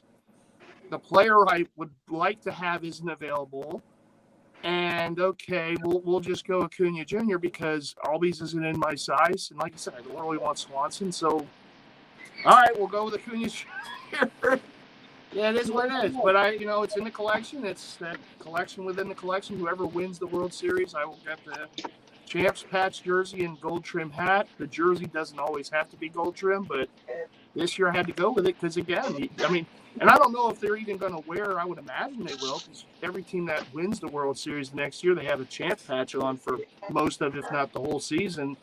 I haven't seen a Braves game since the opener. I know they wore these for the opening weekend, but I haven't seen any more Brave jerseys available with the Champs patch. Maybe in the stadium store, maybe I don't know. It's kind of weird, but as we know from the NBA, that's Nike being Nike. Yeah. Yo, King, POB, what up? Fellas? What up, fellas? Yeah, what's going on, guys? What's up, guys? What's up, POB? Everything's good, man. Like I said, just chilling, been listening to y'all for the past, I want to say 45. I was taking care of some business, but yeah, just finally glad to get on the show. Appreciate you, man. Real quick, you know who's taking care of business? Who? Frank Vogel. Oh yeah, he's gone. Shame too, because when I met him, he was a nice guy. Dude, honestly, he was a scapegoat, man. Yeah, he was. He was. That whole thing was crazy. Goats. Mm-hmm. Chivas. What are the odds? Yeah, man. Yeah, man. That's a dope hat, by the way. I like that. Oh, is that new era? Yeah. Yeah. This is our minor league team, the Hartford Yard Goats. I love minor league logos, man. They're just so dope. This is their their batting practice jersey. Oh yeah. That's so fire. Speaking of batting practice, my latest pickup was a batting practice jersey. What you got? Let's take. Can we see it? Sure. Just give me one second. What is this? The King. Last year's World Series or what? Yeah, that's the wrong one. That's the I got that on right now. I don't know if you can see. My Mookie Betts authentic. Yep. Neil, is that the gold one? So we'll see. No, it's a regular one. Yeah, the bets I got in the regular is because I wanted it in the regular, but I was able to get this best 30% off. Damn, that's a good deal. The only thing I got on mine was free shipping, but I did the paying for, so. You're using paying for now. I am. Hey, I've used that before. It's become a good friend of mine, actually. No, I've used it too. It's actually really, really convenient. No interest. Yeah, I know. That's a good deal. That is definitely a good deal. PT representing Go Goats. So, who's that? Who said that? Matthew DeLuca. That's what's up. We forgot to answer Matthew's question about that moment. You know, he's talking about either the CM Punk or the Cody Rhodes. Man, for me, it was the CM Punk, dude. Yeah. CM Punk. Yeah, man. This is what I picked up lately. It's authentic batting practice. Seattle Mariners. Okay. Is it? All right. Yo, that's nice. Yeah. Oh, majestic. Mm-hmm. Is it a blank or is it a player? Yeah, it's a blank. It's fire. It's got the logo right there. Can't see the camera, so I can't do it right, but yeah. Yeah, man. I have the $10 at the thrift. Damn. Can't beat that. No, you can't. Definitely can't, man. I was telling KBM, who was in the chat earlier, I don't know if he's still here, but like we were actually in a hat battle this past weekend, and I actually won, which was very. Uh-oh. Yeah, I won some green, man, which was very shocking because shout out to Sneaker Jacks, man, for hosting that, you know. But it was a tag team hat battle, and it was basically modern day. One of the team members had to do a modern day hat, and then the other person had to do vintage. Man, your background's mad loud, bro. Oh, yeah, hold on, my bad. All right, cool. So Last shit's going on. My bad, guys. No, you're good, bro. But yeah, like basically, there was 10 rounds, and the first like 4 or 5 rounds, me and my partner had no points. Like we didn't win any rounds, and I was like, "Yo, we're gonna fucking get swept." And then all of a sudden, the next 5 rounds we won straight, and we went to it was sudden death, and basically we won to the very, very last round, and it was crazy. It was crazy because like I was like, yo, my shit ain't gonna win. Like I'm not into like everybody was showing like Hat Club exclusives and fucking, you know, all those like Egyptian packs, alligator packs, like you know, crazy shit like that, bro. And I was that shit's annoying, bro. That's the only thing I don't like about the battles. No disrespect to like anybody, if that's your fix, that's dope. But like for me, like I never really understood like those hats like of colors of like teams that are not even like of the colors. You know, they just throw something out there. Oh, the giraffe pack. Oh, it's almost like it's becoming like a sneaker thing, you know, like you start dropping all these different colorways. It's become the Mitchell and Ness fashion jersey. Bro, like I was just like, yo, how the fuck am I gonna win this shit if people are like, you know? Well, dude, I hear this shit in work every day. Like all the different packs and stuff, I hear it every day at work. It's crazy. It's all about the side patch. That's all it is. Exactly. Like every time we see it's about the side patches of the unique, quote unquote, unique colorway. Oh my god, this was crazy. We get it. Pink underbrim. Oh, bro, like that shit. Oh yeah, the underbrims too. Trust me. Trust me. I know. I work at Pro Image. They call every goddamn day about what they have. This side patch, does it have this color brim, bro? I don't know. I don't freaking know, dude. Like I get it.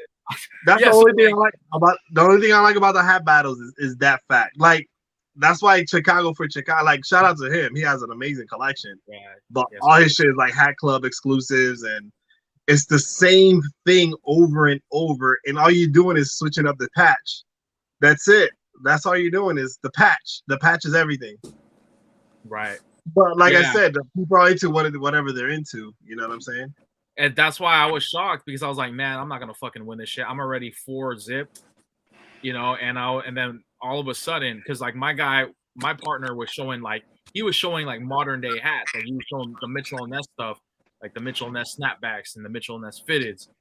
And you know, all I had to show, and the thing is, like when my vintage collection, 90% of my stuff is like Bay Area only.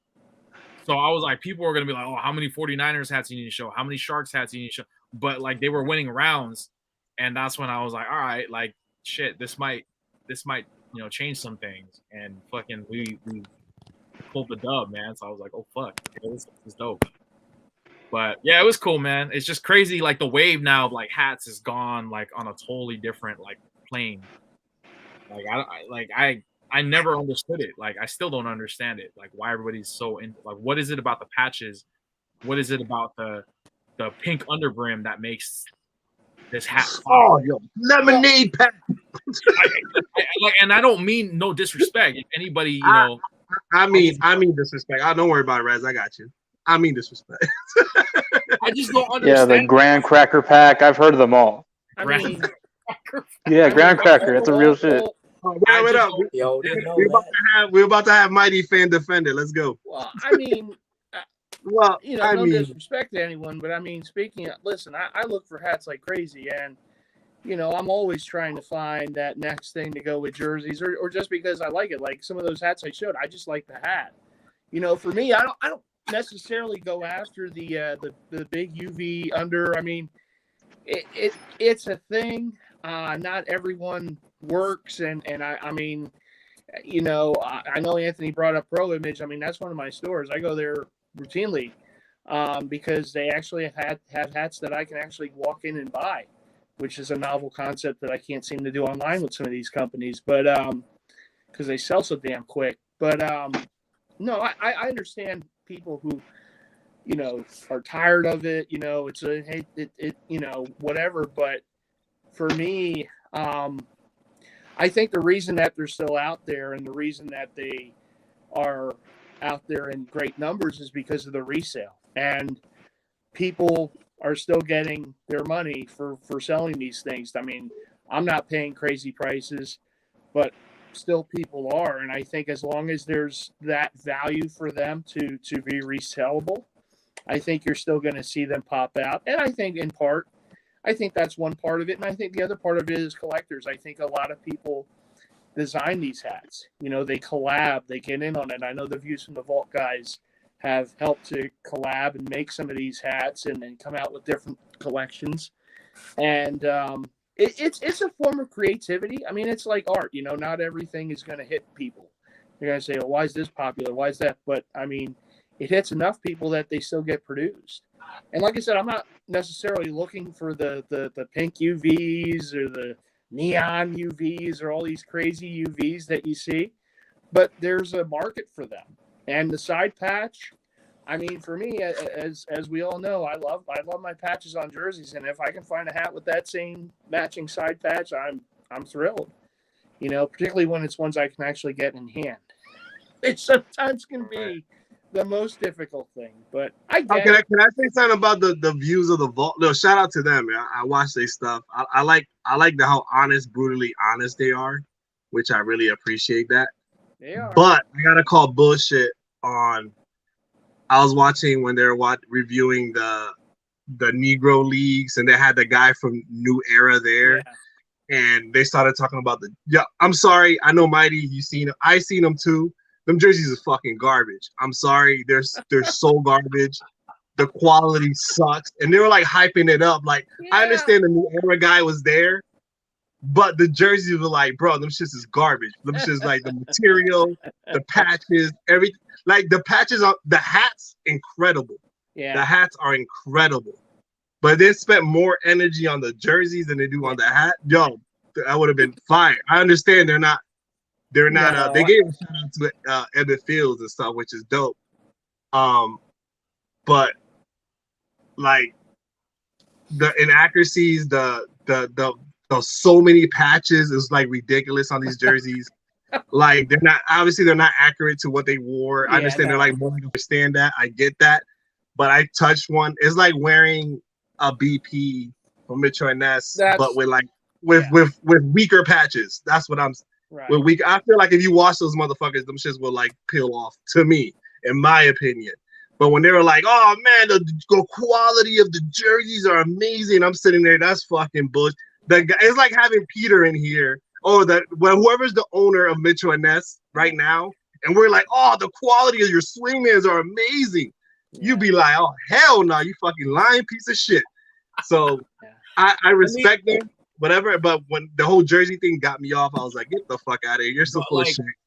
not to defend them or anything, but like, do they know like the quality of what Mitchell and Ness was as opposed to what it is today? See, I mean, that's kind of no. I'm talking about the whatever they did that whole like Harlem Globetrotters and all those jerseys they came out with the hats and stuff like that. That, like I said, I'm not knocking the hats. I want that Santurce hat that sold out quick. The one that said the crabs on it.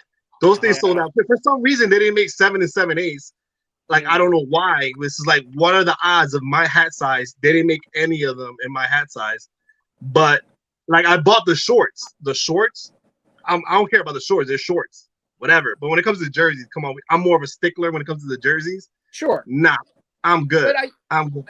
Mighty, please don't defend it. Let me just have my opinion and let it go.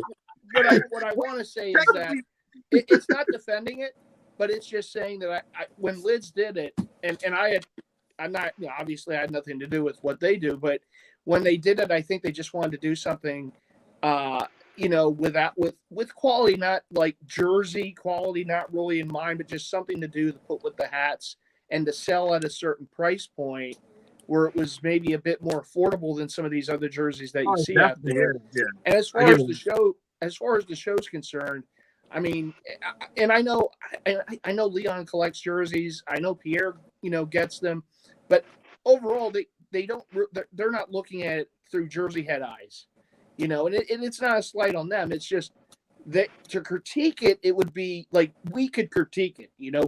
We could say, oh well, this is how Evans feels. This is how it should be done. We know that, but when they're talking to the guy, one of the main guys there at Lids, I mean, again, they're more focused on the hat than the jersey, and I think they just wanted to compliment it and whatnot, and I get it. I understand. I understand. Like when it comes to the hats, they're still honest. They still be like, yo, I really didn't feel that hat. I totally respect the hell hat factor. When they talk about jerseys, that's kind of like my thing, and I'm a stickler in that category. Like they can talk hats all day. They can fucking drown me in hat discussions, man. But the whole jersey thing, like, good. Aaron, though. I hear you. For an extra $100, you can get an Ebbet Fields authentic Hank Aaron jersey. I know, but I like that logo. I like that clown head logo. So I don't know. Well, we'll see. I haven't gotten it yet, so I was like, get them. I'm just talking about this. Like I said, it's my opinion. My opinion don't mean shit. Sure, no, that's fine. It's my opinion. I was actually looking at I went to Liz the other day, and I was like looking at some of these Mitchell and Ness hats that have been coming out lately. Mm-hmm. Yo, they've actually doing some pretty good job on some of these snapbacks that they're putting out. Yeah, the college ones are fire. They're coming out with. Yeah, I saw a couple of their exactly, like the one that Big John has, like the two tones and stuff. Yeah. And I was like, damn, the Milwaukee Bucks one with the old school like deer on there. I was like, yo, I almost bought it. I was tempted. There's a Suns one I want to get. I like their UNLV shark hat. Oh man, it's so fire. Too. Like the stitching that they do on those hats is really, really good. Like I give it to Mitchell Ness. Their hats quality is really their brims are a little too stiff. Yeah, they're super stiff, but the quality of the hat is really, really nice. They put a lot of effort into the hats. I'll tell you that. They can never get the brims right. Yeah, they're like super, like they're a little bit boxy. They are boxy. I know Mac was saying that he knows a guy that will like works in the hat department. He's for Mitchell and Ness. Like that's. I mean, if Mac is vouching for someone there, that says a lot, because I know Mac is like very, very like precise with how things come out and stuff like that. Yeah. And then wait till I come up to the Mitchell and Ness store, bro. I'm gonna be all over the Bears hats, dude. Oh, I know that. I know that, John. You're gonna go looking right through the Bear stuff. I can see it now. I'm looking for I'm gonna be all over it, man. I'm gonna be like the Fridge, dude. You're gonna be like who? Prince? I'm gonna be like the Fridge, William Perry. Oh, the Fridge. I was like, Prince? What's Prince got to do with it? Oh man, Chicago Bears? The Fridge. The Fridge. I got you. Yeah, no, like he knows what I'm talking about. Yeah. I'm actually trying to get I'm looking for like older like new era pinwheel style hats. Oh. But I'm scared because like those older hats, the sizes on those fit so much differently than today's like the 100% polyester. Like I have a hat that so I wear 7 3/8 to 7 1/2, right? And I had this old school Filipino hat that was made by New Era from Hat Club many moons ago. That hat was 7 3/4, and that thing fits like a glove on me. Like I like my hats have a little hats tend to shrink over time, like with rain and all that stuff and moisture. Right. So yeah, I'm kind of scared because it's like, okay, well, what size should I buy if I look for like some of these older, New Era hats? Because like they probably shrunk over the years. Like maybe I don't just try to size up one or two and see how it works. I mean, if you can get cheap enough, if you just get a hat maybe a size or two bigger than you were and it doesn't fit right, I mean, you can always resell it. But I mean, I wouldn't spend big bucks, for one of them. But I'm always looking for those pinwheels too. So yeah, because I'm trying to get. I think sooner or later Mitchell Ness got to hit the pinwheel cycle, man. I think it's they do, man. I would love that. Of course, I mean, I would have a problem with my wallet then, but everything comes full circle, man. So man, I think it will. I think that wave will hit like because now they're in the 90s, so like the 2000, it's gonna hit pretty soon. So right, they run out of ideas and they're like, all right, let's bring the double whammies, the pinwheels. Oh yeah. I'm definitely waiting for that because I want to get me some pinwheel style hats. There's some nice sets now, though. There really is. Oh yeah, really nice looking. I don't know what they're calling. I love that Georgetown stuff, but I wish they used the old logo. I hate that they're using the new logo and trying to make it look retro, which I definitely would have been broke if they would have used the 90s Georgetown, Bulldog, but they're using like the newer Bulldog trying to make it look retro. But the UNLV stuff is fucking awesome. I just love it's just so 90s. UNLV is so 90s. Mm-hmm. Yo, that home LJ UNLV, that's only available overseas now, right?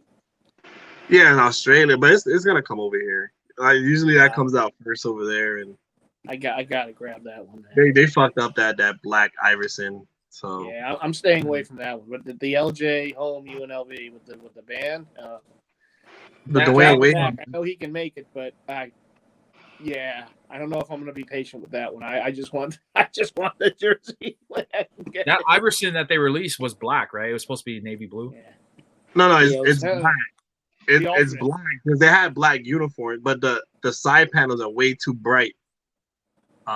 When they wore the black jerseys, the blue wasn't as bright as, and I thought maybe it was like, Photoshop or something like that, the picture maybe, but then they had a model wearing it. I'm like, yo, that side panel's way too bright. It's upsetting, but it is what it is. It's not like they're gonna make a size 56, you know what I'm saying? So I don't care. So and then they got the D Wade Marquette. That one looked pretty nice too. Definitely. I'm not gonna lie about that. That looked pretty good. They nailed that one. That one looks perfect. Yeah. I'm just hoping that they make an Irish high school LeBron jersey because because obviously Mac can't, he doesn't have it or Slim don't have it no more. And Slim don't have it no more. No, you don't know. He moved it to Mac. Mac has it, and he's keeping it in his vault like forever. So.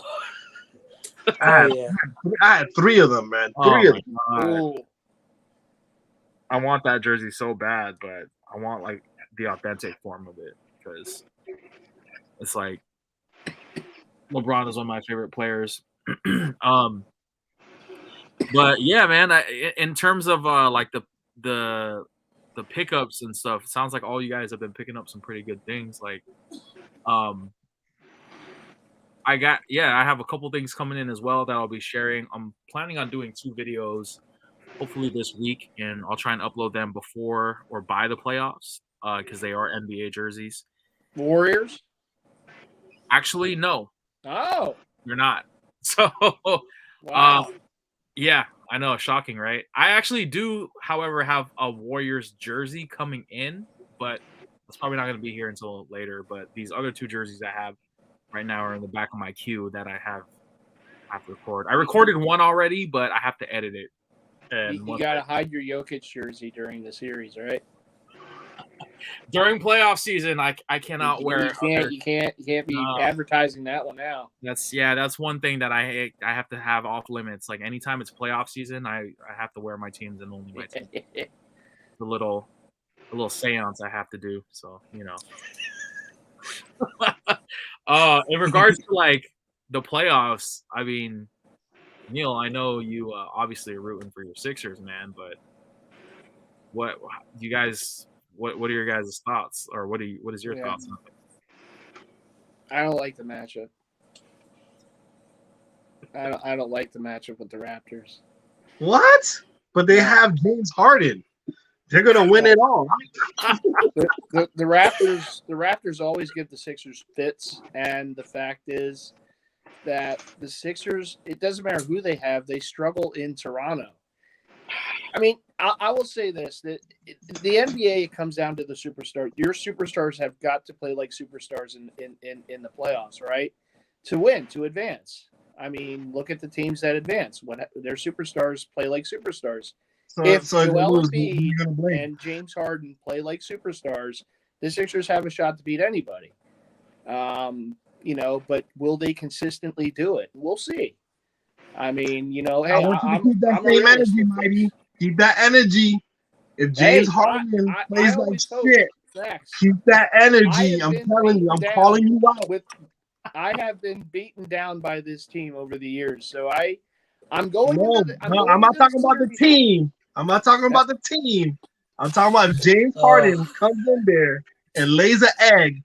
Yeah. I want you to keep that same energy. Well, I mean, Ben, who was dressed like a leprechaun the other day, is he playing for the Nets right now? Nobody's talking about Ben Simmons. We're talking about the 76ers. Why? We're talking about the 76ers. And if they would have kept him, he wouldn't be on the court right now. Keep that same energy. I do have the same energy. No. I'm a Keep realist. that same energy. That same energy is fucking get rid of James Harden. He's garbage. He's fucking garbage. Get rid of him. I want to hear that same energy. Hey, if the Sixers lose to the Raptors and James Harden is horrible through the series, I will keep the same energy. I want this team to win. To me, I'm not talking about the team. I'm talking about the team. I would have still made the trade 10 out of 10 times because guess what? Ben Simmons wasn't going to play here anymore. I would have done that 10 out of 10 times. I'm not talking about Ben Simmons. James Harden. Nobody's talking about Ben Simmons. Whoever they had to get, the fact is, even though they paid him they extended him with a max contract, Ben Simmons didn't want to play here anymore for whatever reason. So stop talking about Ben Simmons. He has nothing to do with the 76ers. Because I'm a Sixer fan, and no, he wasn't. Yeah, he doesn't play for the 76ers. I was. You talk shit about Ben Simmons when he was for the Sixers. He leaves the Sixers, and you still talk about Ben Simmons. No, I was happy that they traded him because he wasn't going to play here. It didn't matter who they got. They just happened to get. There's no reason to bring up Ben Simmons. I'm glad he's gone. Okay, so why are you bringing him up? I don't understand where does Ben Simmons. Why are we talking about Ben Simmons? With James Harden, if the Sixers lose in the playoffs, and that's the guy we traded for. I was asking about the team. I wasn't asking about Ben Simmons. I nowhere near. I didn't bring up Ben Simmons. I did not bring up Ben Simmons. I did not say anything. No, I said with James Harden. All I'm saying is, keep are you referring to? Who else could that energy be for? I wonder. For James Harden. Yeah, the energy that I had for someone else in the past, though, right? You don't know who that other guy was. I didn't bring him up. I'm Mighty. I'm on the same boat with you with my Warriors, man. I don't like at the end of the day, it's going to be a tough series. It is. Regardless of what it is, it's a tough series for the Sixers because the Raptors are a young, athletic team, and they give the Sixers trouble. They won 3 out of 4 games against the Sixers this year. That's regular season, though. But I'm also looking at the history, and the Sixers always struggle in Toronto. And that's a fact, always. the Kawhi shot withstanding, they always struggle in Toronto. You have an MVP player. You should win that game easy. There's no excuse. No excuses. You have MVP caliber players. Look, but what did I say? They should play MVP. I said if the superstars. I said if the superstars play like superstars through the series, the Sixers will win, and that's a fact. The Sixers should win. Wins a championship regardless. The superstars play like superstars in the series, and they win. And they. But you can say that with every team. What are you talking about? That's why I'm saying it. You can say that to every. That's why I'm saying it. If the Warriors play like superstars, they will win the series. That doesn't make sense to me. But it does because no Curry, we're not going nowhere, dude. Their best players. But if Draymond Green plays like a superstar, they can win the series. Doesn't matter. It doesn't matter if they play as a superstar, they will win the series. That's what I'm saying. Every team are saying the same thing. I'm trying to stay calm. Their best players play like the best players for those teams to win. Giannis had 50 points in the closeout game last year in the finals. Oh 50. Crap! Hey, Rez. What's up? Bro, the power just went off. Oh, okay, bro. Yo, you gotta conserve your energy, man. Don't. Yeah, I'll definitely conserve. I know. Yeah. All right, man. Hey, be safe out there. Hey, I'll come back later if the power comes on. All right, guys. All right, man. Hope all's well. So what do you think, Rez? What do you think against the Nuggets there? My thing is this, right? I said this since day one. All right. I said that if we can get Klay Thompson back at 75% and everybody stays healthy, we're winning the chip. That was my statement. Y'all could you guys can look at it, refer to it. We don't have James Wiseman. He's out for the rest of the season. Steph Curry is questionable, but will most likely return during this series. When? I don't know. I don't know if it's going to be game 1. I don't know if it's going to be game 2. If we don't get Curry back, we're not getting past the Nuggets. I'm being a realist. It's not happening. Don't get me wrong. I'm going to root for the Warriors regardless, but we're not getting past them if we don't have Steph. That's my assessment on it. You could have if they play like superstars, they can win the game. I'm saying. Quote the mighty. Mighty. I know deep inside I'm joking. You're not. Your best players have to play like the best my players. thing is every team can say that. If our stars play like stars, they can win. That doesn't make sense to me. If you have a Toronto, if their stars play like stars, they can win. Every team have a team that has MVP caliber player and a former league MVP, and they're not playing at the level that they should be playing at, the Sixers will not win. It doesn't matter what the rest of the team does or doesn't do. Now, the other concern I have for the Sixers is they have no bench. They don't have depth. They don't have a deep bench. And when you play the games in Toronto, you're going to be without Thibault. Now, you're not losing anything offensively without Thibault, but you're losing a little defense, and you're losing another body. So, can I see the Sixers win the series? Absolutely. I mean, I think it's going to be a 6 or 7 game series. I think it's going to be a battle. I think the Raptors are a good team. They're a young team, and they're well coached. They won a title in recent years. I know some of the pieces from that team are gone, but their head coach was still, there when they won. And, it's a tough opening series for the Sixers. But if the Sixers can get through the series, they have as good a shot as anybody. I mean, if they do get through it, they would play more than likely Miami in the next round. And yeah, I mean, look, if I was going to go Miami, Milwaukee, or Brooklyn, who would I want in the second round? All right. I mean, I'm not going to, come back and this bite me in the rear, but yeah, I mean, I would probably take Miami over those other teams. But it's interesting. It's going to be an interesting playoff. You're going to have a lot of teams, particularly in the Eastern Conference, that have a shot. In the West, Rez, all due respect, I mean, the Suns just look like this machine. I mean, I didn't see this. When the season started, I picked the Jazz to come out of the West. So I did not see the Suns just playing at this kind of level.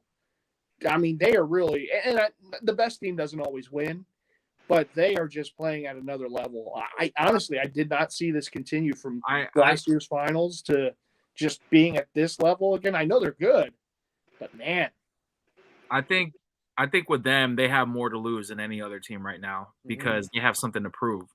You have the best record in the entire NBA. You guys made it to the finals last season. You guys got, basically snubbed by a team, Milwaukee, who really nobody was expecting to win. And here we are again, back with the same narrative. Now only you're hungry. You guys are number one. So it's like they have a lot of eyes that are on them. And, a lot of those players stepped up. They kept their core, with Booker and Crowder, CP3, and now you have Bridges, who's like, phenomenal. Yeah, and it's one of those things where I think my prediction in the finals, I think we're going to see the same thing again. I think we're going to see another Milwaukee versus Suns matchup. But I mean, obviously, the East, there's nobody like you can predict coming out of the East. There's no like sure thing in the East, man. I mean, yeah, what it really boils down to is health. Because Boston is playing amazing right now. Yeah, I mean, and Miami's number one, but we all know who, how that pans out for them. It seems like shots fired. I don't know. I feel like Miami's one of those teams where it's like they do well like all season long, and then when it comes to like the playoffs where it really matters, they, and it kind of shows. But yeah, we'll see. It's almost, it's almost like you can roll a die for the East. I mean, pick one. You got Milwaukee, you got, Miami, you got Brooklyn, you got, throw Philly in there, throw, there's just a bunch of teams that have a shot, and it's going to be a war. The East is definitely going to be a war. I think. The West, I mean, you're going to have some good series, but man, like I said, man, that Suns team, unless they crap out or have some injuries, it's going to be tough to beat them in a 7-game series. It's funny, like nobody talks about Atlanta. They blew my expectations. I thought they were gonna lose tonight against Charlotte. Or Charlotte, Charlotte was sleeping too. Charlotte was pretty good towards the end. Right. I think Atlanta used it up last year. I think Train is bad here. We're not going to see them. That bit of magic, right? And it just ran out. Is Dallas in? Yeah, Dallas is in. I think they're number 4. Who they playing? They're at the dark horse to the title. Huh? Let me see right now. Who plays 5, right? Who's 5 in the West?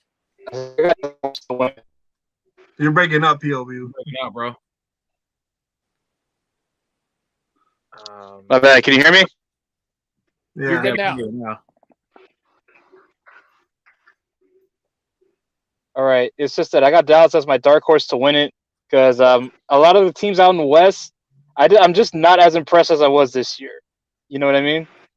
And with the Eastern Conference, my favorite is still Milwaukee to this day. I like Milwaukee. I like how they play. They just know what they're doing out there. And as far as like other teams like Boston and Miami, I feel like they're just more like flash in the pan kind of teams. Like once they face like a team like Milwaukee or Brooklyn, something like that they might go down. Yeah, Luka's hurt. Uh-oh. Yo, rivalry. That's another reason why I refuse to pay like $700 on that City Edition LaMelo. All that hype, man. I feel like Boston though. Boston. The one thing about Boston is they do play defense, and I mean they got a couple guys that can hurt you on that team. It was funny how the Warriors and the Heat finished with that. They have the same record. They had the same record. Man, don't you love that shit? It's a wash. The Rain Man's back. Oh yeah. Power's back. I think with the Warriors, they just had a tremendous start. Like when they blew up, like in the beginning, they went way above, and I think they over time they exhausted too much gas, and I think they kind of lost some gas, like after the All-Star game and stuff like that. In the West, Denver or Phoenix coming out. The East, I'll go Sixers. I mean, he had a good game. His team let him down.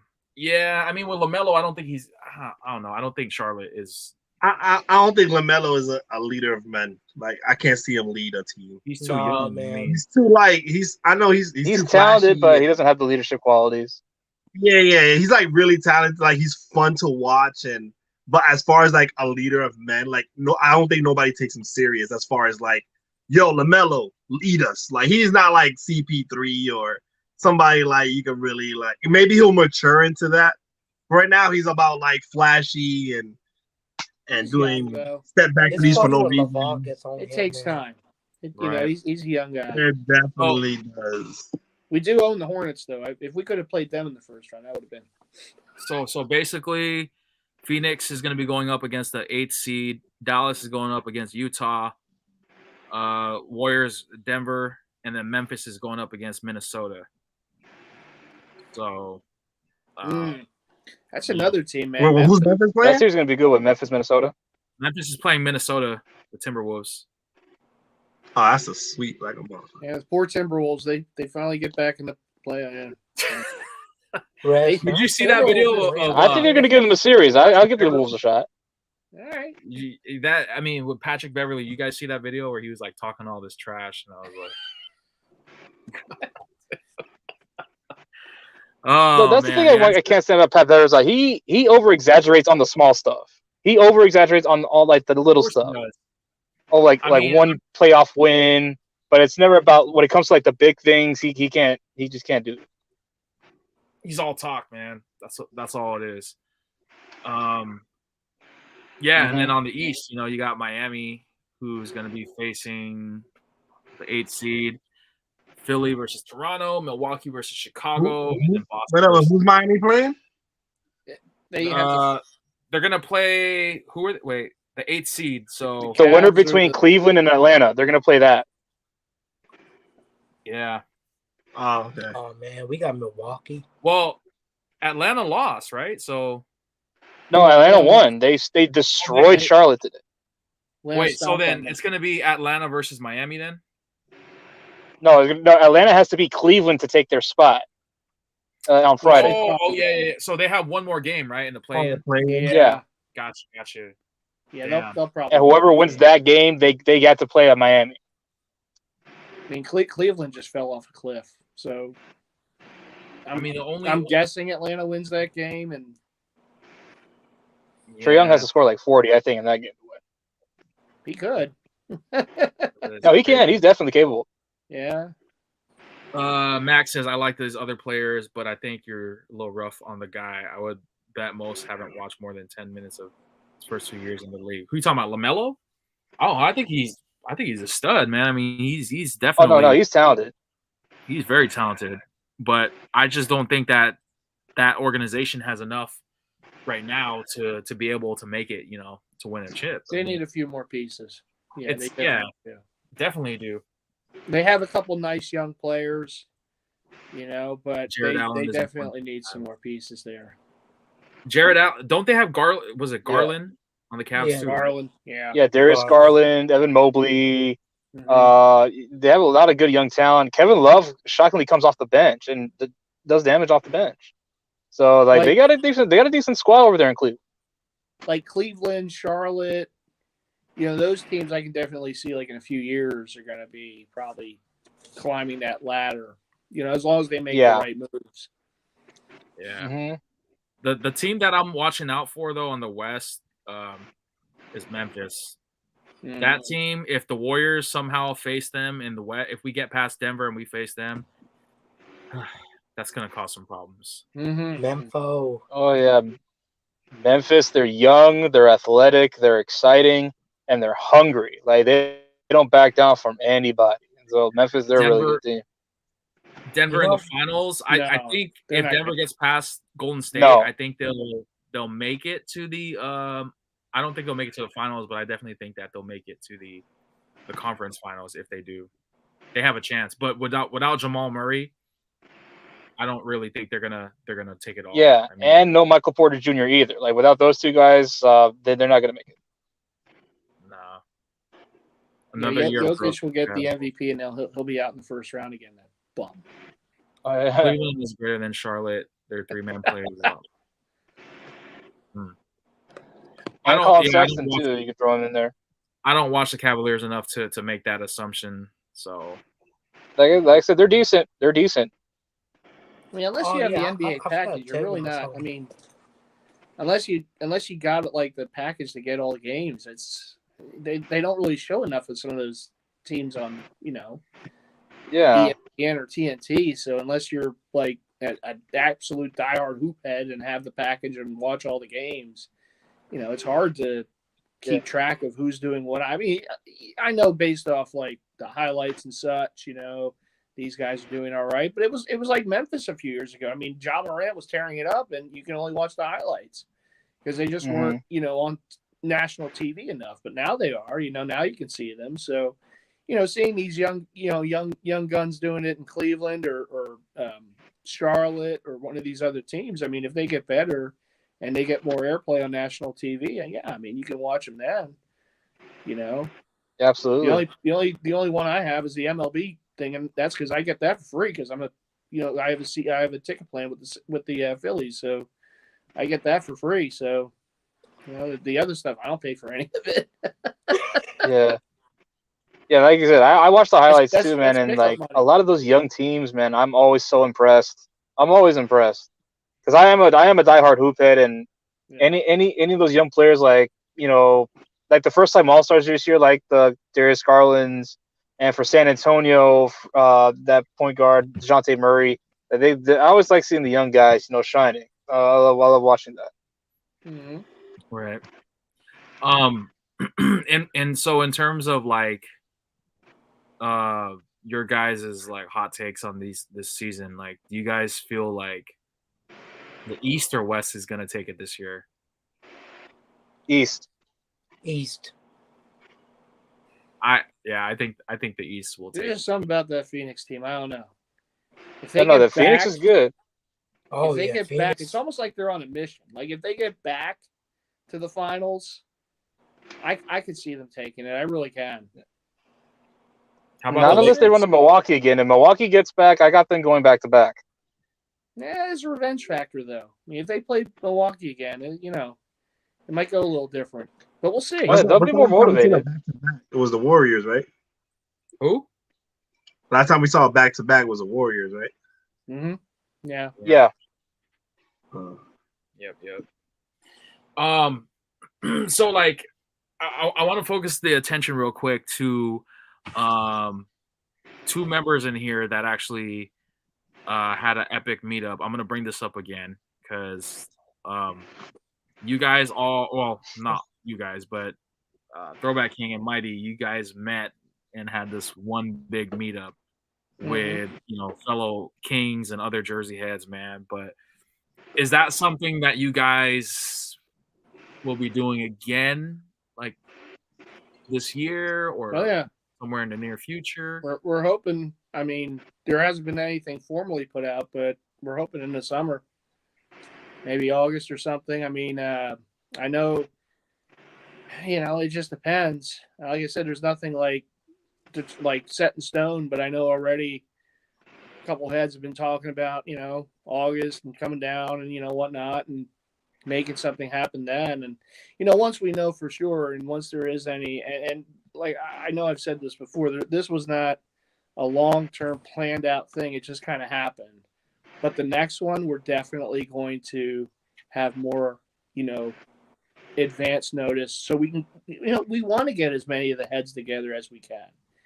I don't know if people felt in their feels or whatever when this happened and where was my invite? It's like it just kind of happened. I mean, I almost felt bad, but it's like, I mean, this wasn't a long-term thing. It just kind of came together. But the next time when this, hopefully in the summer, we'll give more of advance notice, and whoever, anyone's welcome. If they want to come down for it, feel free.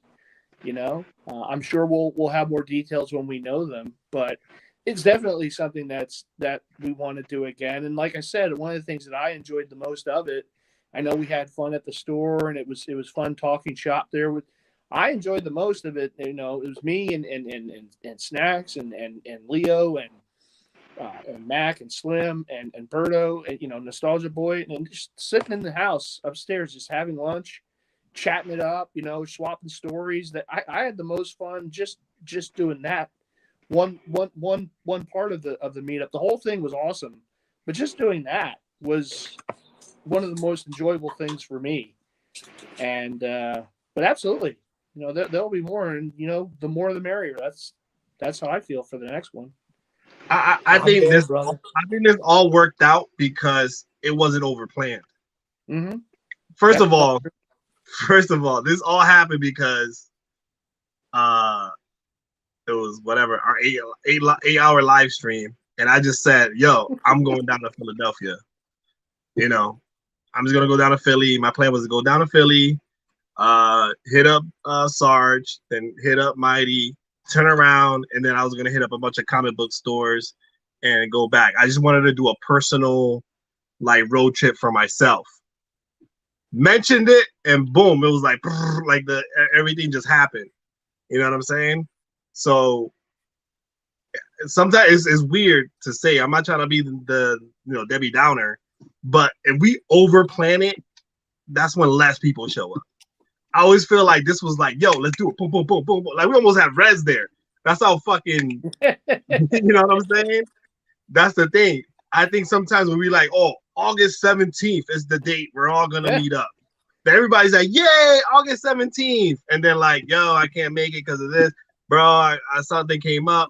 Oh, this like then the numbers start blah blah blah dwindling down. I think it worked out perfect because it was like, yo, next Friday we're gonna go. Oh shit, okay, cool. All right, cool. I can move things around. All right, let's go. Like it was one of those things that kind of worked out perfectly. But you know, I'm being real. Like sometimes when we set a date, it's kind of like the battles. Like everybody's like, yeah, we're gonna do a jersey battle. I'm gonna be there. It's gonna be awesome. And then like 5 people show up. Like, you know what I'm saying? Like it's one of those things. Like I said, it can be like that. Yeah, I have to be like this because I want to be like that person that. Oh, I'll be so negative. I'm not being negative. I'm just being 100. I'm keeping it 100. Yeah, when this was the last minute shit, and so many people showed up. It was like boom, and it was like open. I can't. People need to understand. Look into the camera.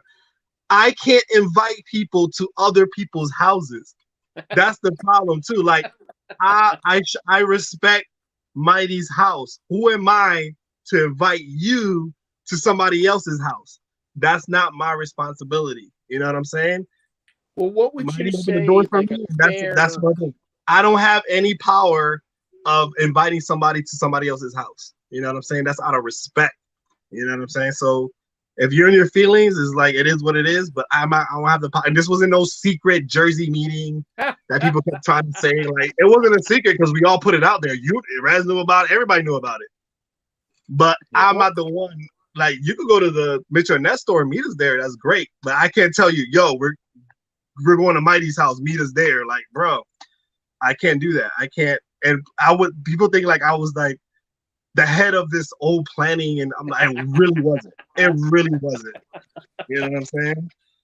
What would you say though, a fair, like if we were to give any kind of more advanced notice, like 2 weeks, a month, what would you say would be honestly, the best? I really wouldn't know because so many people got work, people got families, you know, like Leo, like really, like it was great timing for Leo because Leo had plans. He was going on vacation. It kind of like worked out perfect for him.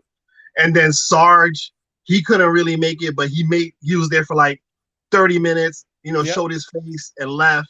So like everybody had things moving, you know what I'm saying? So like we can set a date. That's awesome to set a date, but like things happen, life happened, people got families, people like Rez is getting married, and you know, like we don't know where we're gonna be at, and I just want to be alive in August. So it's just one of those things that, you know, that's true. Got you.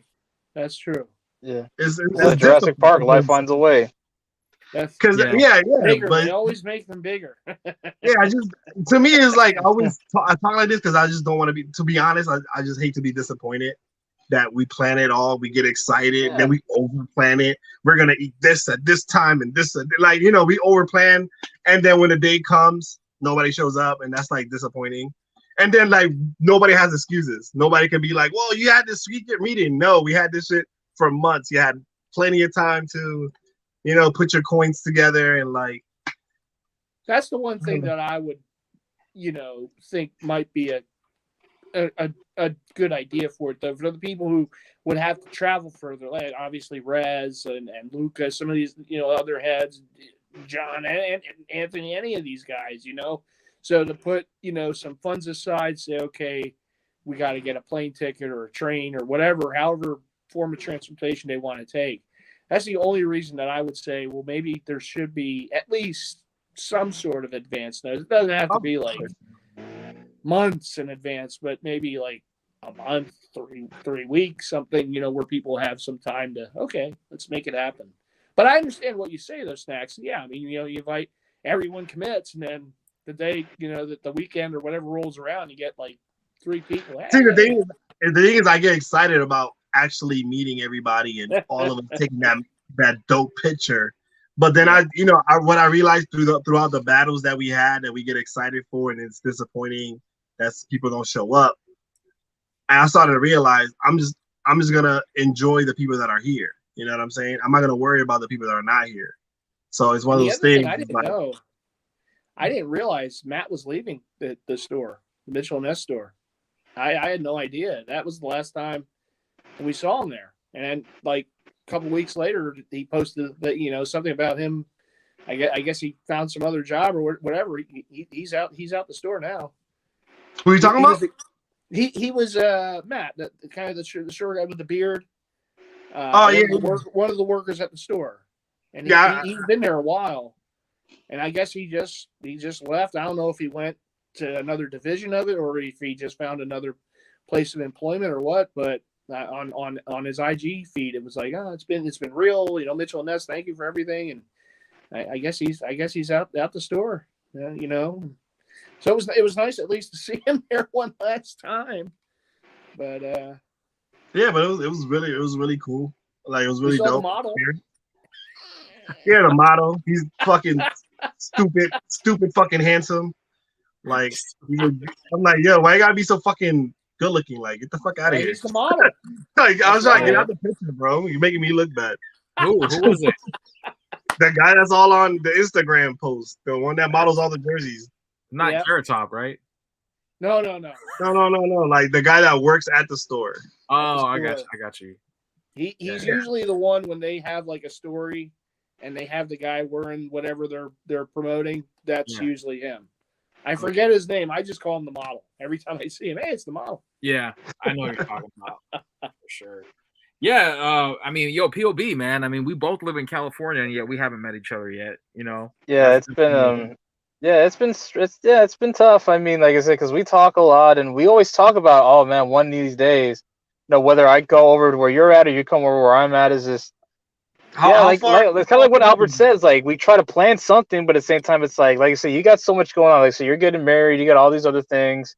Me, I'm trying to focus on work. I'm trying to meet up with all these other people too. Like I was supposed to go to Portland back in February, but it never happened. How far you guys live from? It's just there's just a lot of shit's going on. He lives in Hawthorne, which is like SoCal area, so that's like about like a 6+ hour drive. Ooh. So yeah, that's because you got. I mean, yeah, man.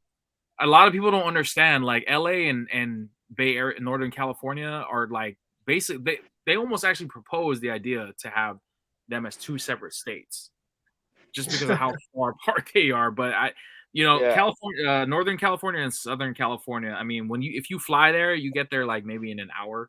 You know what I'm saying? But like probably less. Yeah, driving over there is quite the journey, man. Because it is. When I drove to San Diego, which is like what? How far is San Diego from LA? Like 3 hours? Ooh, like 2 hours. 2 hours, right? That was like a 9-hour drive for me. Like me and my girl when we went to Comic-Con. Yeah. So definitely get back out to Cali someday, man. I mean, I enjoyed my time there, and it was only really briefly, like maybe a little over 2 days. But my cousin got married in Napa Valley, and just seeing some of as quick as we could see them, but at some of the sites there in San Francisco and everything, that was awesome. That really was. And like I said, I thoroughly enjoyed my time there, and would definitely go for a longer visit, someday. But for sure, we'll see when we can make that happen. Definitely, like I'd like to go out. I'd definitely like to go out to the East Coast, but it'd be dope if you guys ever came out to the West Coast. I mean, with the West Coast, with California, it's a little bit. That one might be a little difficult to plan because if you go to California, you need to figure out whether are you going to go in Northern California or you're going to go in Southern California because that's a far drive. You know what I'm saying? Is there a middle ground where everybody can meet where it'd be like 4 hours, 3 hours? There's no middle. Kind of. I mean, not unless you want to like meet in the boonies, like with this, because like when you drive to Southern California, like at least from here, there's a lot of road. Like there's a highway. It's called Highway 5, and it's basically a long stretch of just mountains and dirt. And everybody can just be in Las Vegas, man. Huh? I just got back from Vegas. No more Vegas. Yeah, hey, it'd be a good spot to meet. It'd be a great spot to meet. He was just there. I think if you're looking if you're looking more, I was there in February. If you're looking more for like the typical California like palm trees and sunny state, beachside, I think Southern California is probably the place to be because the Bay Area, can get really it's a different kind of the weather is different out here, and also like the places out here. I mean, aside from like San Francisco and like Oakland, the two big like main cities that a lot of people know about. Like, how much a plane ticket costs within the state? Like to fly within the state can be as like it's not like flying across the country. I mean, yeah, you're probably looking at like maybe a couple $100. Maybe like probably less than that, like 150. I think maybe less than 150. Yeah, that's what maybe like you're 150 away from meeting each other. a legacy jersey, basically. Your legacy jersey. Man, I want to come. I think you guys have a West Coast meetup, man. Like really, like do it. Just fucking do it. You know what I'm saying? Yeah, but it's gotta be a neutral ground, like where you guys can meet. Yeah, I know Dan Mills. From Kings, like I've met Bay Area throwbacks in person. I met Borscht very, very briefly. That was an unexpected moment. And then I met Dan Mills, who actually he took me out to lunch. And that was the time when I bought like his Jesse Tuggles and Dan was here. Yeah. And he was actually trying to do a West Coast like meetup like you guys did in the East Coast, but he was trying to do that with the West Coast people. But I know Malcolm Merlin from Kings was like talking about it because I think he lives in the West Coast too in LA. See, the thing is, everybody's talking, but nobody's like, "Yo, let's fucking do it right now. Let's do it, fucking right like next weekend. Let's do it." Everybody keeps talking and talking, but nobody's like moving anything. If they're in the Bay, if they do a meetup in the Bay Area, I'm definitely there. They just gotta let me know, Same here. I'm willing to drive there. It's just like this huge event, and it's just. You have a reason to come here, not just to see me, but to get this big ass cabinet out and take it with you. The problem is I don't have a pickup truck to load that shit in, and it's like, goddamn, I would love it. Like I said, if I were like 20 minutes away from you, I would take it in a heartbeat. You know that. You can get a U-Haul, bro. Yeah, get a U-Haul. But yeah, it is what it is. And as far as like meeting other people, I've only met one king. Only met one guy, Isaac Haraz, who used to live in Fresno, but now moved to Vegas. He's doing good, and I met him quite a couple times, man, because we would exchange, Raider jerseys. He would sell me he sold me a lot of his stuff before he had to, go away for a bit. But he's a good dude. He's a really good dude. Yeah, no, I would love to come up to the Bay Area and meet you, Rez, man. I got a connection with San Francisco, man. My dad used to live there. When he first came to this country, he lived in San Francisco with my uncle. So, I would love to visit San Francisco, you know, Dad, he talks about it every day, man. Like he misses that city, man. Bro, if like I said, if you guys are ever out here, man, just hit me up. You know, I definitely make because like even me, like going to San Francisco is like about like a 45-minute drive for me. The only reason why I don't go to San Francisco often is because I hate driving there because the roads are so steep. You know what I'm saying? Like when you have like the trolleys, they go so high, and then it's you know, I prefer if I go there, I prefer to go with someone. You know what I'm saying? Because there's the parking there is a pain in the ass.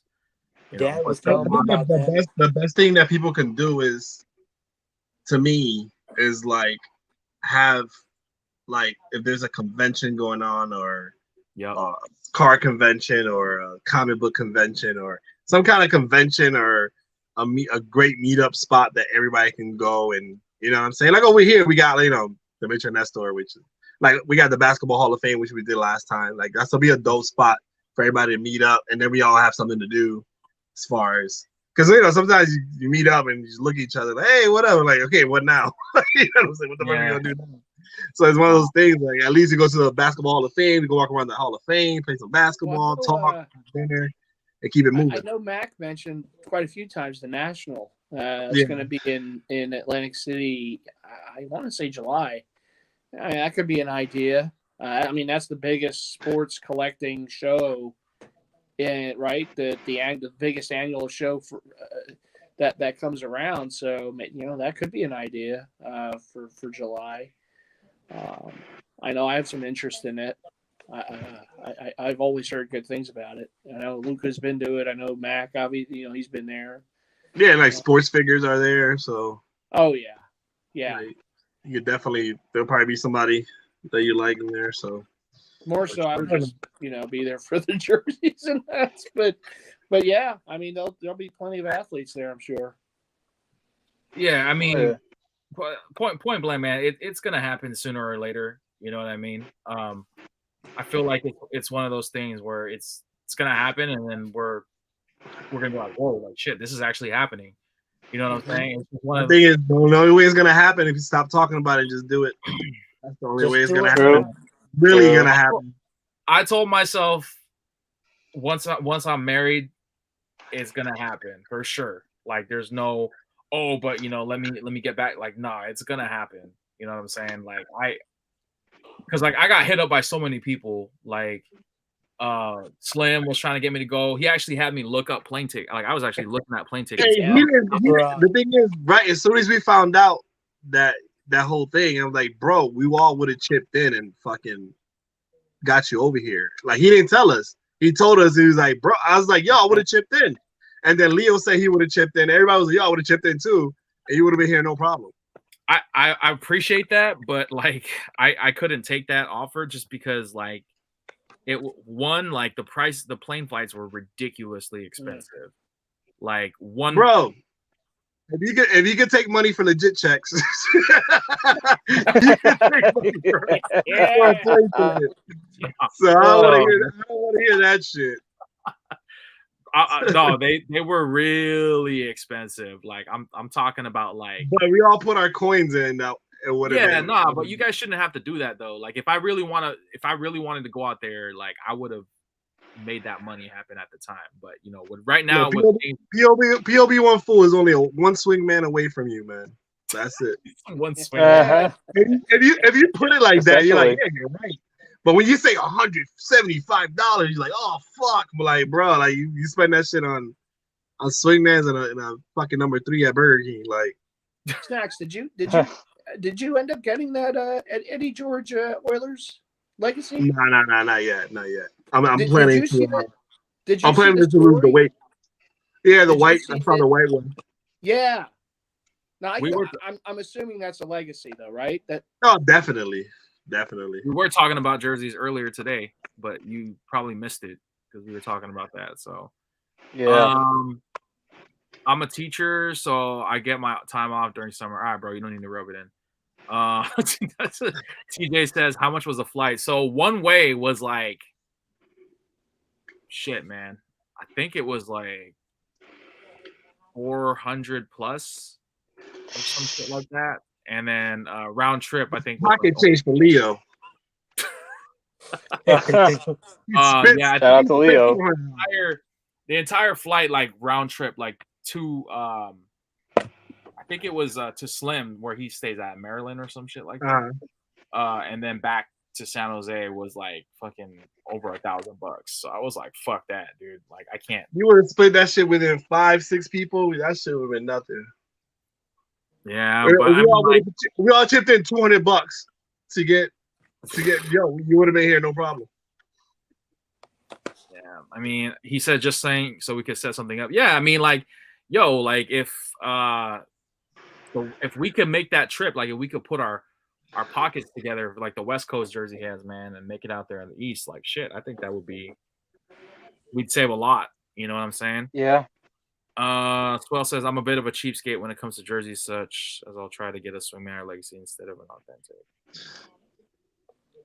I mean, you get what you pay for. You know, what my thing is like East Coast people it'll be harder for us to go to California because with us we're only like a few hours away, not like 8 hours, 10 hours away. So we can actually meet together, and then you guys, because if we go to California, that means other people got to be like 8 hours, 10 hours. It's like, bro, that's a lot.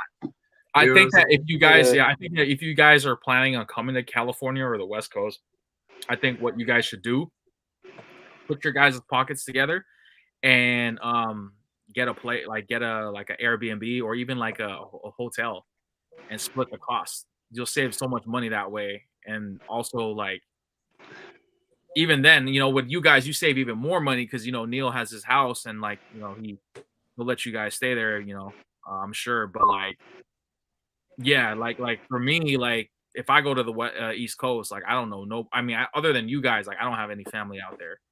So it's not like I could crash. Be a lost puppy. Well, just bring like a sleeping bag or air mattress or something, and we'll find a spot here.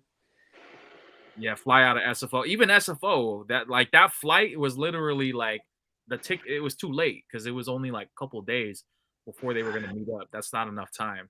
I think if I look now, it'll be a lot cheaper if I were to look it for like something in the summer. But, you know, a week before or like, you know, the night before, fuck, get out of here. Like that shit's going to be way too expensive. Food and fucking up everything. I don't think it's that, bro. I think that is. I mean, fucking up I mean, realistically, it's like that's how it is. Like if I want to get a flight to go to New York tomorrow, like you know how much that shit's gonna be, bro. Like that shit's gonna be mad expensive. Yeah. Have you ever been to playoff games, Mighty fan? I was at one Sixer playoff game, and it was in the 01 playoffs. And ironically, it was one of the games they lost, but it was that opening playoff game against the Pacers, and Reggie Miller hit like a three, you know, very late in the fourth quarter, and I just remember how I was out because the previous few years they lost to the Pacers in the playoffs, and you know this is like the number one seed, Iverson's the MVP, you know we're going for it, and they were our Pistons, like Jordan Pistons, they were our Pistons.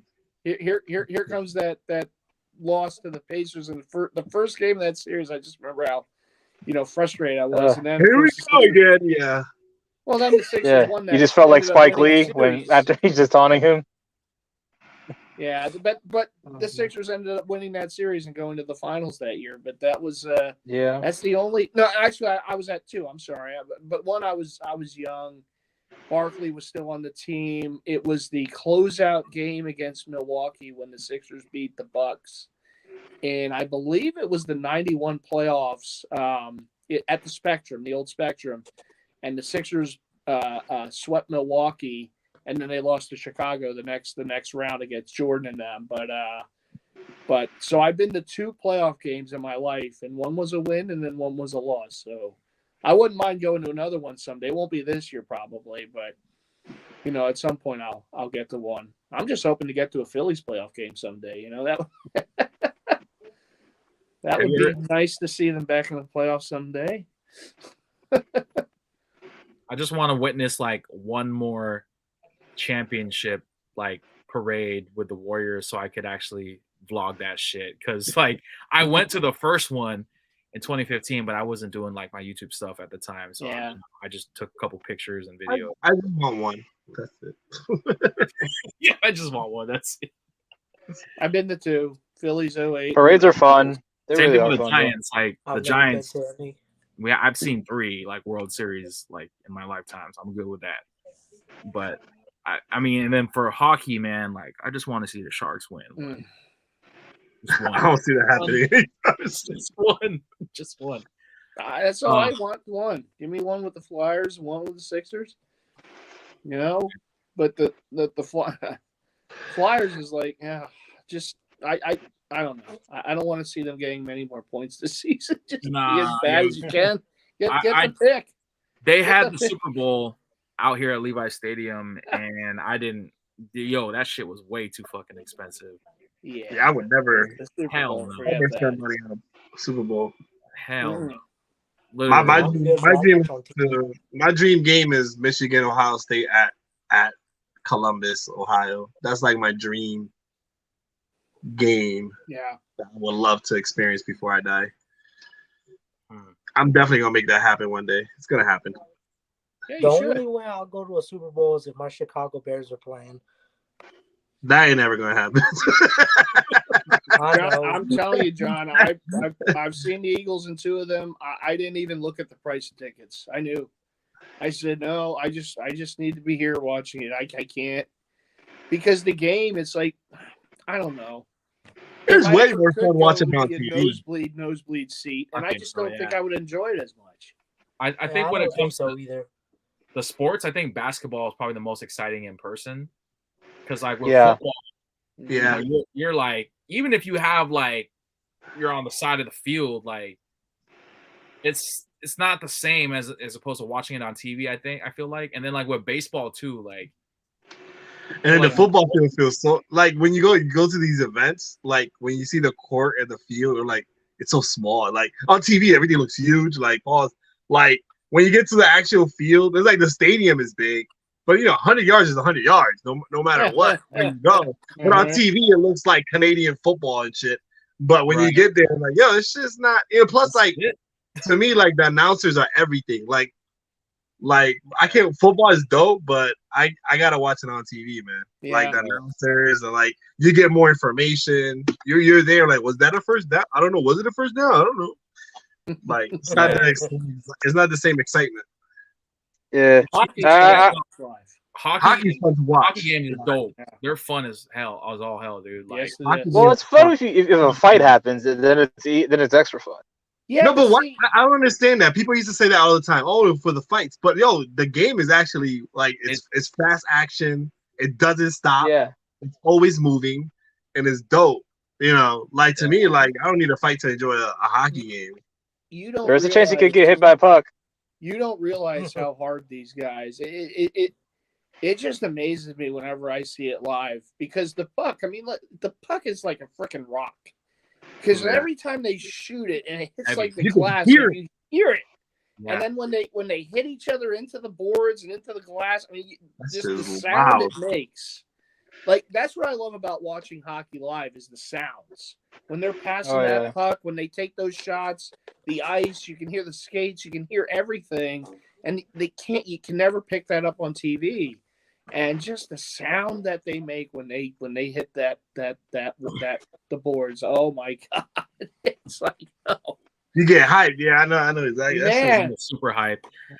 Because my job that I work at right now, they have a tradition where because I literally work like walking distance to the SAP center, and they take us out to Sharks games, and we sit at the top where they had kind of like it's like a banquet area, and man, the energy there is just crazy. Like it was a regular game too, and it felt like playoff energy. Like fans were just something else. So plus the cool thing also is, I know it's become big again, but it used to be that even if you didn't go to the game, they used to have at like the Wells Fargo Center, they had block parties. And anyone was invited. Yeah. You can go there and just, have fun. They had like food and drink. They had games, stuff like that. And then obviously when the game started, people could go in the stadium, and then you would go to your local whatever sports bar and watch the game. But that was just super fun too, because everyone, it really gets you in the spirit of it. Like a buddy of mine and I, we used to go like every year. We used to go to some of the block party, even if we didn't have tickets to the game. We would just go just to be part of the atmosphere at the block parties and just cheer it up or whatever, and then we would go somewhere to watch the game. And that's part of the fun, like that really, because the weather's nice. It's in the spring or early summer, I guess, and it's just a lot of fun. It really gets you geared up and motivated to it. And I always kind of wish that, I know Toronto has that Jurassic Park and some other places have different viewing venues. I always kind of wish that, and I guess they would have to get deeper into the playoffs, but I always kind of wish that like Philly would have like places like viewing parties where you could sit outside and they have these big screens and where the camera would come and show all the fans and everything. And I guess Toronto, it's a little different because the stadium's in the city, but that's fun. That's a neat thing when you're able. Did they have that type of stuff for the Warriors, Rez? When they were in Oracle Arena, yeah, they had a lot like block parties like that, where like I know like for like football, they have like tailgates and stuff like that. Yeah.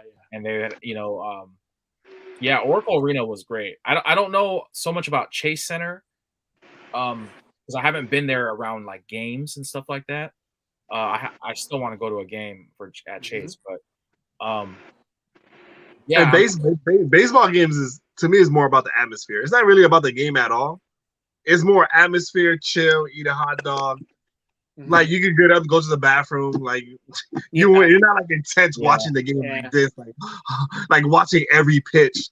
Right. Like it's there, it's dope. But I think baseball is more about the atmosphere and the noises and like the stuff between the innings and the games they do, running the bases and like the hot dogs. Like to me, is more chill. I love going to baseball games because it's chill. Cold. It's not intense. It's not like you're watching a football game or a hockey game. It's intense. Unless you got a good baseball game going, but like you really don't get into it till like the 7th inning stretch and like, oh, it's a good game, whatever. But I have my routine. Like I'll go and I'll watch the first few innings at my seat. Then I'll go down because you have to go.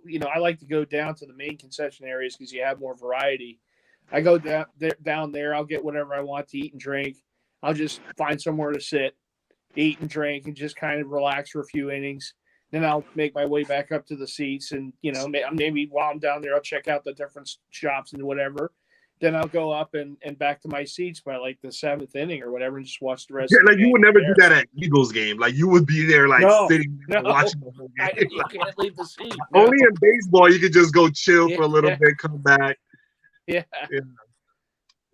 For football, that's a different story, man. Yeah, you know what else is well, you're too cold to move anyhow during the playoffs in football. You know what else is a dope experience is going to live wrestling events. That's you don't even have to be a wrestling fan, I feel like, to enjoy that atmosphere, man. It's just I would love to go. I would have loved to go back in the day. It's super small. The ring is small as shit. Yeah, when we exactly. I went to a Raw and I'm like, I saw the ring. I'm like, yo, because on TV it looks huge. And then like you go there, like, and it's weird without the announcers because it gets you kind of hype. And you just say, but the crowd is so awesome at wrestling. It's so dope. It was really dope. It's crazy because like when you're watching like wrestling on TV, you see like the wrestler comes out, they're getting ready for their match, right? And then like it goes to commercial, right? And then when the commercial ends, they're starting the match. But like it's funny because like when you see if you're at the event, you see the wrestler come in, right? And then the lights dim and you just see the wrestler just standing there like like talking to the ref and just like stretching a little bit, waiting. And then when the lights come back on, it's like back to the program, and then they're all like back in their their it's funny because like what I noticed, like, all right, so you're on TV, whatever, the wrestler wins, and then they go to commercial, but then you see that guy that loses, he kind of pretends all the way back to be like this, like he stumbles all the way back, like he's pretending like he's really hurt.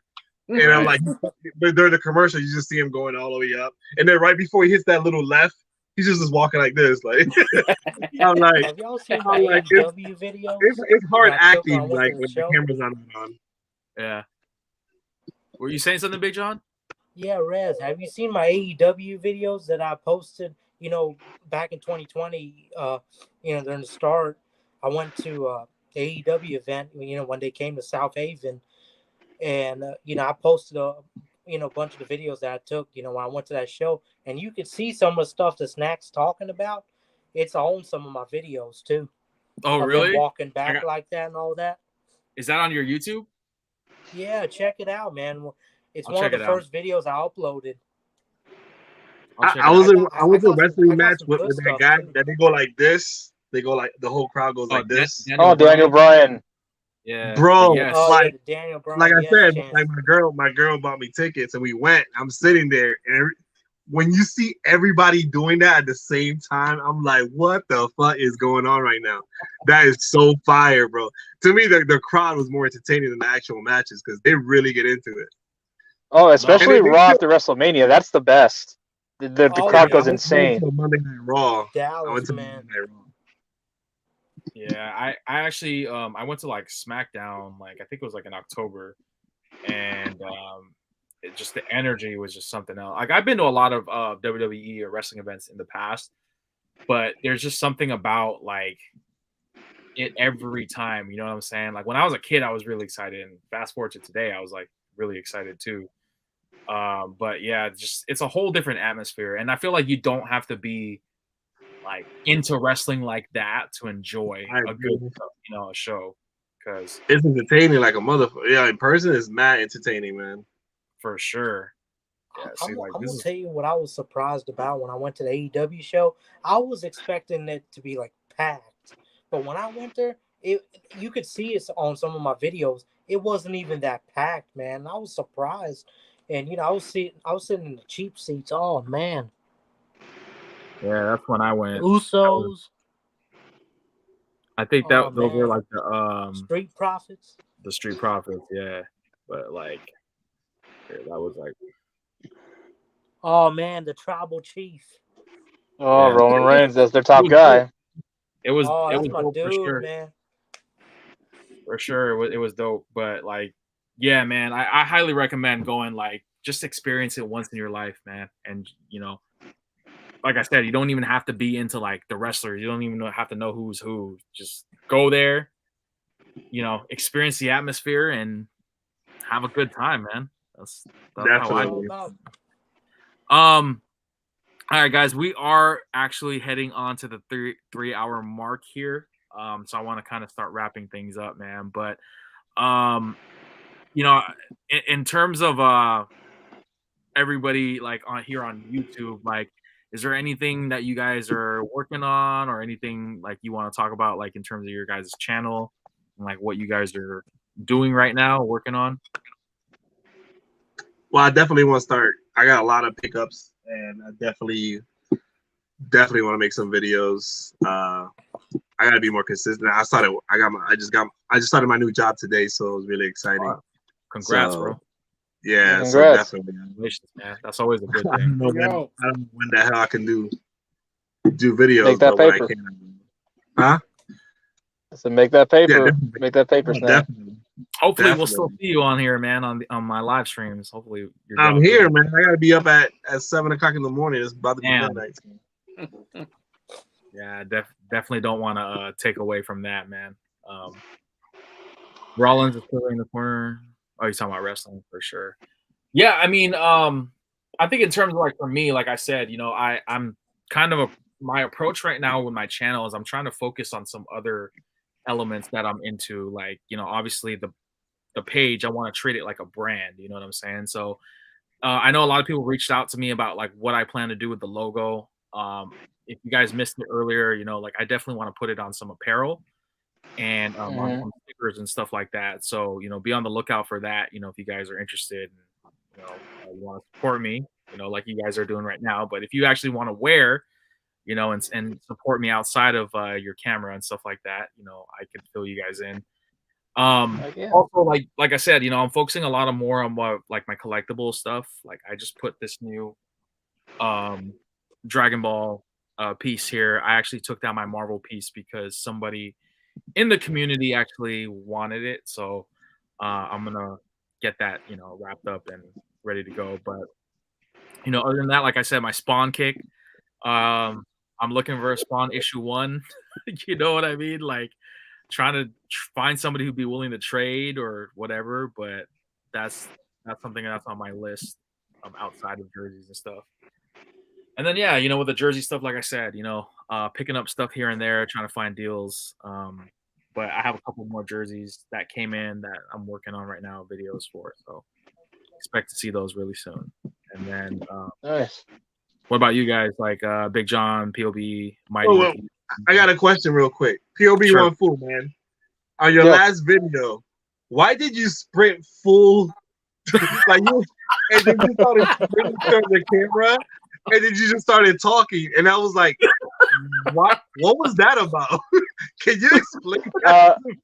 Yeah, it's because I wanna make semi entertaining intros for my videos, and I just thought, hey, what if I just run up to the camera? I didn't realize I don't know if you noticed, but as soon as I started talking, I was fucking winded. I was done. I couldn't do it anymore. Better you than me. The movie what of that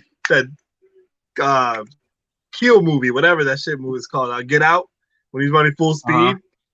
I'm like, and I'm like, I press play, and I'm like, why is he so far? And then you started running, and then you just started talking, like didn't explain anything or anything. Yeah. I was like, it made me laugh. I was like, what the heck was that about?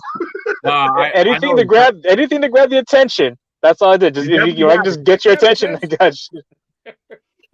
No, that was definitely entertaining. I was about to ask you that too. I was like, bro, what was up with the sprint? Like, but yeah, and that's kind of what I'm doing now. I want to make like entertaining type intros to like you know grab the attention, and also for like new ideas for my videos. I plan on getting a camera soon, so I do want to do the whole editing thing, and I also want to make lists on my collections, lists of what I think is good, and I also want to make thrifting videos. That's one of the things that I've been really been wanting to do is to make thrift. Oh god damn it, Rez. Showing it right now. Bro. Yeah. And then you just started talking. I'm like, what was that Yeah, about? I just started talking. He was getting ready for the No explanation, no reasons given. I just wanted to run. It's like that scene in Forrest Gump. Like they're asking him, "Why are you doing this? World peace?" And I just felt like running. That's all it was. it's all love, man. No, yo, I like your videos. I just wish that you put out like more videos, like you know, like I know because because it's one of those things where with my videos I kind of overthink it too much because I'm like, okay, how would I want to do this? Well, how would I want to show it?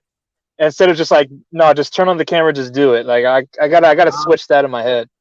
I'm 100% with you on that. Like I have to do a better job because like I was talking to King Leo about this because I could put out content quicker if I film with my camera phone as opposed to using my actual camera because I got to set up if I use my camera. I got to put the tripod, you know, I got to make sure the lighting is good. With the camera on the phone, it automatically like adjusts to your lighting and stuff like that, you know, but like I feel like I'm too critical on myself because like I said, you know, like my creative side in me kicks in and it kind of interferes with like my ability to put it out there on a more frequent basis. You know, I mean, I'm consistent with my content, but like you said, like you're too critical of yourself, and I'm the same way.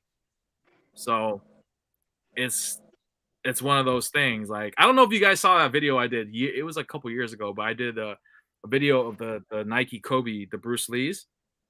I remember that. Mm-hmm. I kind of did like a little skit too, like with me and some of my friends, and that video was like, what the hell are you doing? Like people were wondering like, what are you trying to do here? But it was like I was laughing. I was just trying to be creative about it. And it took a long time, but you know, like it was one of those things where you look at it and you're like, what the hell? Like even like my music, you know, the TikTok music video thing that I did, like that was like some random shit. Classic. I get it. So all right, fellas. Well, do you guys have anything you want to say before I call it a night here? Yeah. You're talking about my channel. You know, I'm actually gonna be cooking something up next month. You know, Rodman's birthday's coming up, so I'll definitely be making a video. Are we gonna see you like in makeup and a dress or? Oh no, bro, nothing like that, man. This is all you gonna get out of me, man. Too sweet. That's all you gonna get, man. I'm bringing NWO Rodman. Too sweet. That's it. Got you. I got you. R.I.P. Scott Hall. Oh yeah, for life, Scott Hall for life. For sure, man. It was crazy. Yeah, I gotta do more with the in the life. I would like to do more vlogging, you know, in stores and whatnot, but I'll probably get more into that when I, you know, maybe next month or so. But I do want to do more with that series. You guys already saw the pickups. You guys got the first look, so they'll be going on the YouTube, you know, channel at some point soon. And I would like to talk, you know, a bit when I do the Into Life about Nike and my frustrations a little bit with, you know, the baseball jerseys and the price points and, you know, everything. Because as a collector, it's tough. I mean, it's tough to see those prices. And even though we do have the paying for option, it's like, what the hell, man? I'll get more into it when I do my Into Life, but I would like to, you know, get more into there and like I said, do more with the in-store vlogging and such. But you know, we'll see whatever. We'll see what I can cook up. But I like yours, Rez, when you went and for the Spawn figure and all that. You know, that's you know, if I had more memory on my phone, you know, I could do a little more. But what I would like to do is when I do it, maybe do like shorter vids just to show what's in these stores, and then maybe do a part 2 where I'm talking a little about what I viewed, what I went after or didn't go after, right? And you know, do more in that regard. But yeah, you know. That's cool. No, yeah, I definitely would like to see more of your Into Life stuff. Like, I like it when you're like in your car and you're like driving and you're talking and stuff. And then, like, there was one in the Life series where you were like backing up and like somebody was just like walking and you're like, all right, I was gonna bring go that ahead. up. You know, because that's like real life. You know what I mean? I think the best one was when I was coming home from Cherry Hill Mall and I was on the Schuylkill Expressway and there was that guy that got pulled over and I'm driving by and they got him in cuffs. I'm like, oh. All of a sudden it's a cop. So. Keeping it real into life. For sure, man. All right, fellas. Well, I'm gonna call it a night, man. I want to thank everybody that was on the panel tonight, whether you were in the chat or live on screen with me, man. One last thing, like I said, guys, I do these live streams every Wednesday, 6 p.m. Pacific Standard Time, 9 p.m. Eastern Standard Time. I try to get different topics every week. I do take requests, so if there's something that you want me to talk about more in depth, definitely hit my line. You could find my other social media platforms in the description of this live stream. But yeah, man, it's anything from sports, everyday life that that we talk about here, these things. And yeah, man, playoff season is just around the corner. So let's hope that our teams are in or make it, and we'll follow up later on. So sounds good. All right, fellas, have a good night. Appreciate y'all hopping on. Keep that same energy. For having us on. Thanks for having us on, Rez.